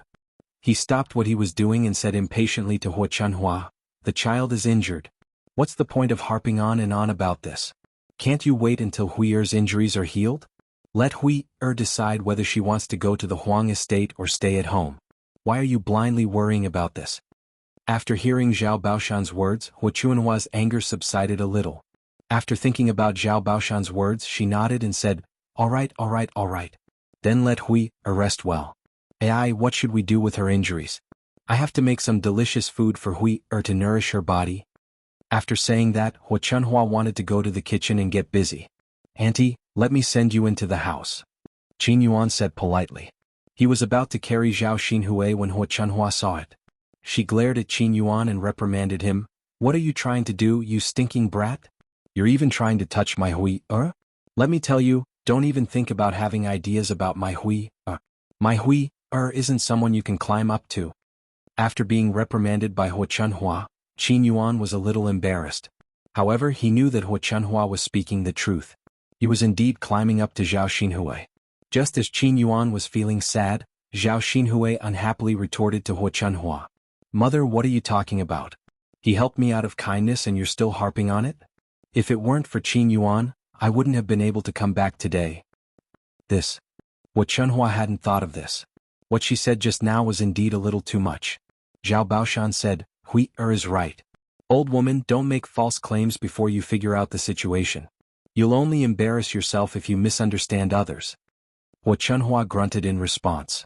"But old man Hui is a girl after all. It's not good to let this brat send her into the house. We have a lot of family members. Second brother, fourth brother, hurry up and send Hui into the house." Zhao Wenshui and Zhao Wentao responded. They walked to Zhao Xinhui and helped Zhao Xinhui into the house. Qin Yuan looked at Zhao Xinhui reluctantly, hoping that he would be the one to send Zhao Xinhui into the house. Qin Yuan put away the reluctance in his eyes and silently turned his head away. Zhao Baoshan thought that Qin Yuan had helped him a lot today, so he said to Hua Chunhua, "Old woman, why don't you cook more delicious food for them to stay for dinner tonight?" Hua Chunhua grunted in response. "All right then. I'll prepare a few more dishes later. It's just nice that I want to nourish Hui's body." Zhao Baoshan grunted in response, then looked at Qin Yuan and Zhao Pinger. "Why don't the two of you stay for dinner?" How could Qin Yuan disagree? He hurriedly replied happily, Sure. At this moment he wished that he could stay at old Zhao's house. That way he could see Zhao Xinhui every day. Zhao Ping couldn't help but remind him, "Big brother Yuan? If we stay for dinner, won't it be dark when we return? It's not easy to walk at night."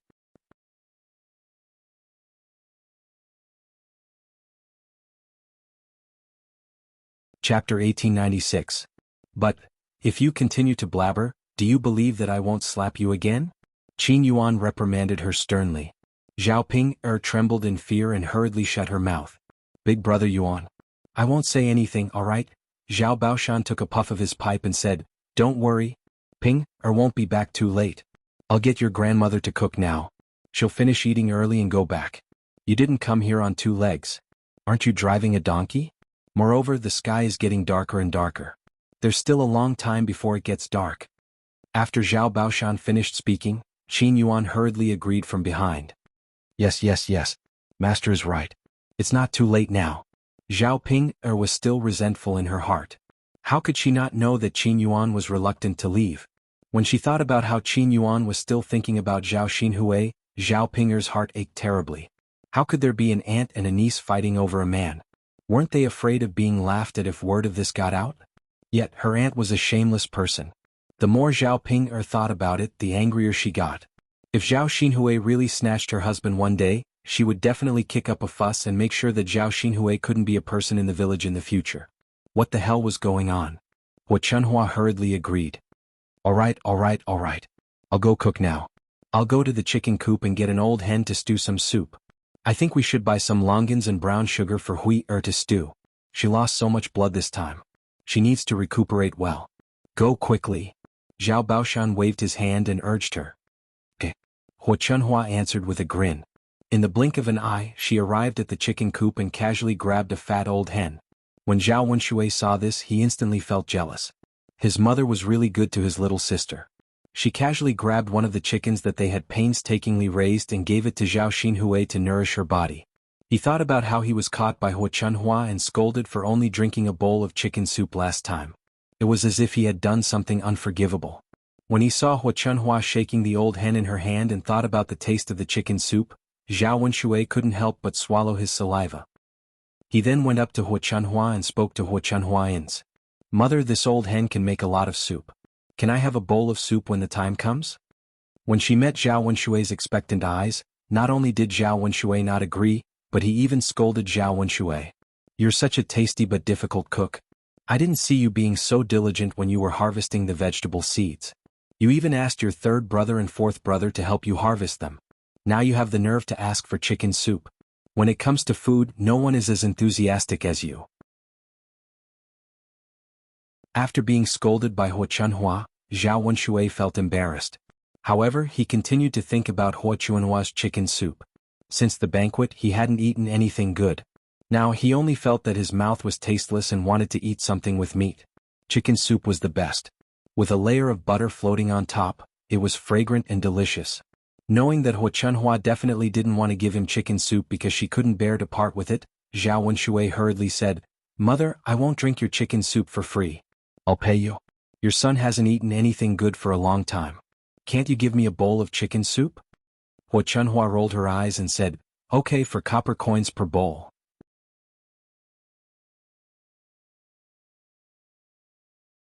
Chapter 1897. At this moment, Zhao Yun went to old Zhao's courtyard. After watching this scene, Zhao Yun only felt that it was very strange. Now that Zhao Xinhui was sent back, she would probably have to stay in old Zhao's house for a long time. As for the love triangle between Qin Yuan, Zhao Pinger and Zhao Xinhui, it could be treated as a joke. Ah, Yun girl is here. Seeing Zhao Yun come over, Qian Zhuzha hurriedly greeted her. When Feng Zhangxia caught a glimpse of the basket of dumplings in Zhao Yun's hand, she also hurriedly came over. Yun girl, why are you here today? Seeing Feng Zhangxia's hypocritical look, Zhao Yun ignored her because she still had to ask about something she didn't understand. Instead, she held the basket in her hand and said to Qian Zhuzha, Fourth aunt, I'm here to give you some dumplings. They've just been cooked at home. Qian Zhuzha hurriedly said, Hey Yun girl, you should eat the dumplings that your family made. Why are you still sending them to us? We have to make dumplings ourselves too. Zhao Yun smiled, It's okay, fourth aunt. You can send some dumplings to me when you're done making them.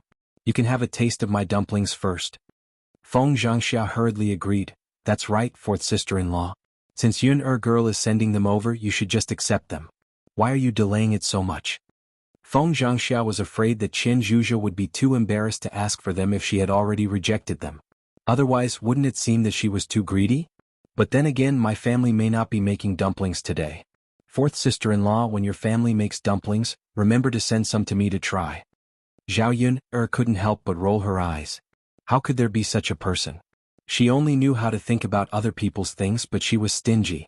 No one could compare to Feng Zhangxia's ability to be greedy for small gains. Qin Hongzhui had no choice but to agree. Since the other party had spoken, she couldn't say no, even though she was a little unhappy. After all, these days they couldn't even bear to eat rice, let alone glutinous rice dumplings. Wasn't it just for the sake of the festive feeling? When the time came he would definitely not pack too many. At most he would let Feng Zhangxia have a taste. He would not give her too many. Here, fourth aunt, this is yours. Zhao Yuner counted 15 zongzi and handed them to Qian Zhonghu. Although Qian Hongzhui was a little embarrassed, she still took it. At this time, Li Chuiying also came out. Zhao Yuner counted 15 people and gave them to Li Chuiying. Feng Zhangxia immediately became anxious. Seeing that Zhao Yuner hadn't given it to her, she hurriedly said, "Yuner girl, where's mine? Where is mine?" The corner of Zhao Yuner's mouth twitched. She replied indifferently, "Eldest aunt, why are you in such a hurry? It's not like it can run away." Feng Zhangxia's face reddened for a moment, then she smiled embarrassedly and said, "This? Yuner girl, aren't you looking forward to having an early bite to see what it tastes like?" Zhao Yuner sneered. She was clearly afraid that the zongzi in her hand would run away, so she said that. Zhao Yuner counted, then handed the eldest branch's portion to Feng Zhangxia. Feng Zhangxia took it and sighed in relief. She smiled and said, "Yuner girl is still so kind. She gave us so much to eat. Yuner girl, what kind of fillings are you packing?" Zhao Yuner faintly replied, "Salted meat."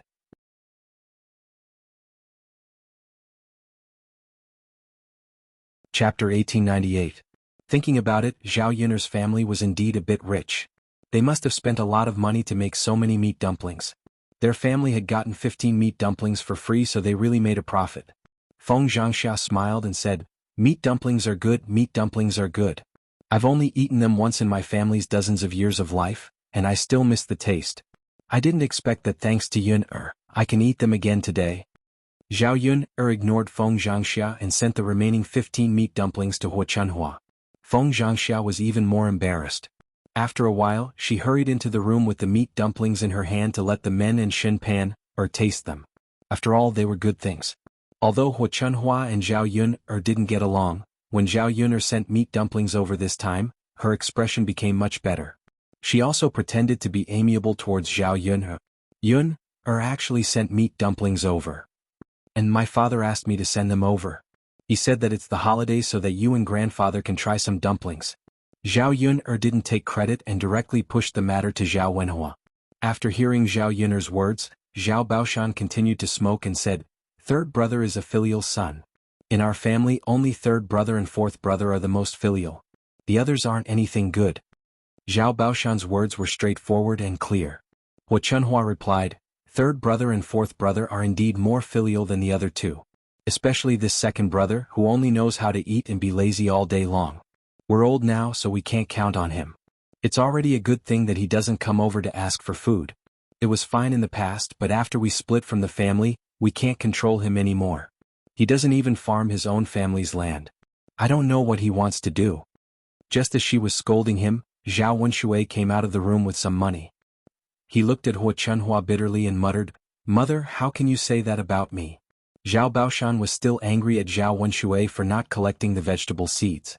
If it weren't for Zhao Wenshui, the vegetable seeds would have been wasted. These days those vegetable seeds were worth a lot of money. If they were kept for a year, there would be enough oil for them to eat. So what if your mother says something about you? Wasn't that the truth? Aren't you the laziest in old Zhao's family? Even if you go to the village and take a look, you won't find many people like you. Zhao Wenshui was not convinced. "Dad, I'm just lazy for a while. Nothing will happen if I stay at home obediently. Look at Lu San in our village. He causes trouble all day long and flirts with little girls. Compared to that kind of person, at least my character is not bad, right?" Zhao Baoshan was amused by Zhao Wenshui and said sarcastically, "You brat, you still have the nerve to say that. I think you've almost forgotten about the incident between you and Widow Qian, right?" Zhao Wenshui was suddenly embarrassed. He blushed and called faintly, "Dad. Okay, don't talk about him. I'm annoyed when I see him." Huachenhua snorted softly. At the same time she took the 4 copper coins in Zhao Wenshui's hand. Zhao Wenshui was very sad that he was being despised. He had no choice but to turn around and say, "Mother, remember to call me when the chicken soup is ready." I know.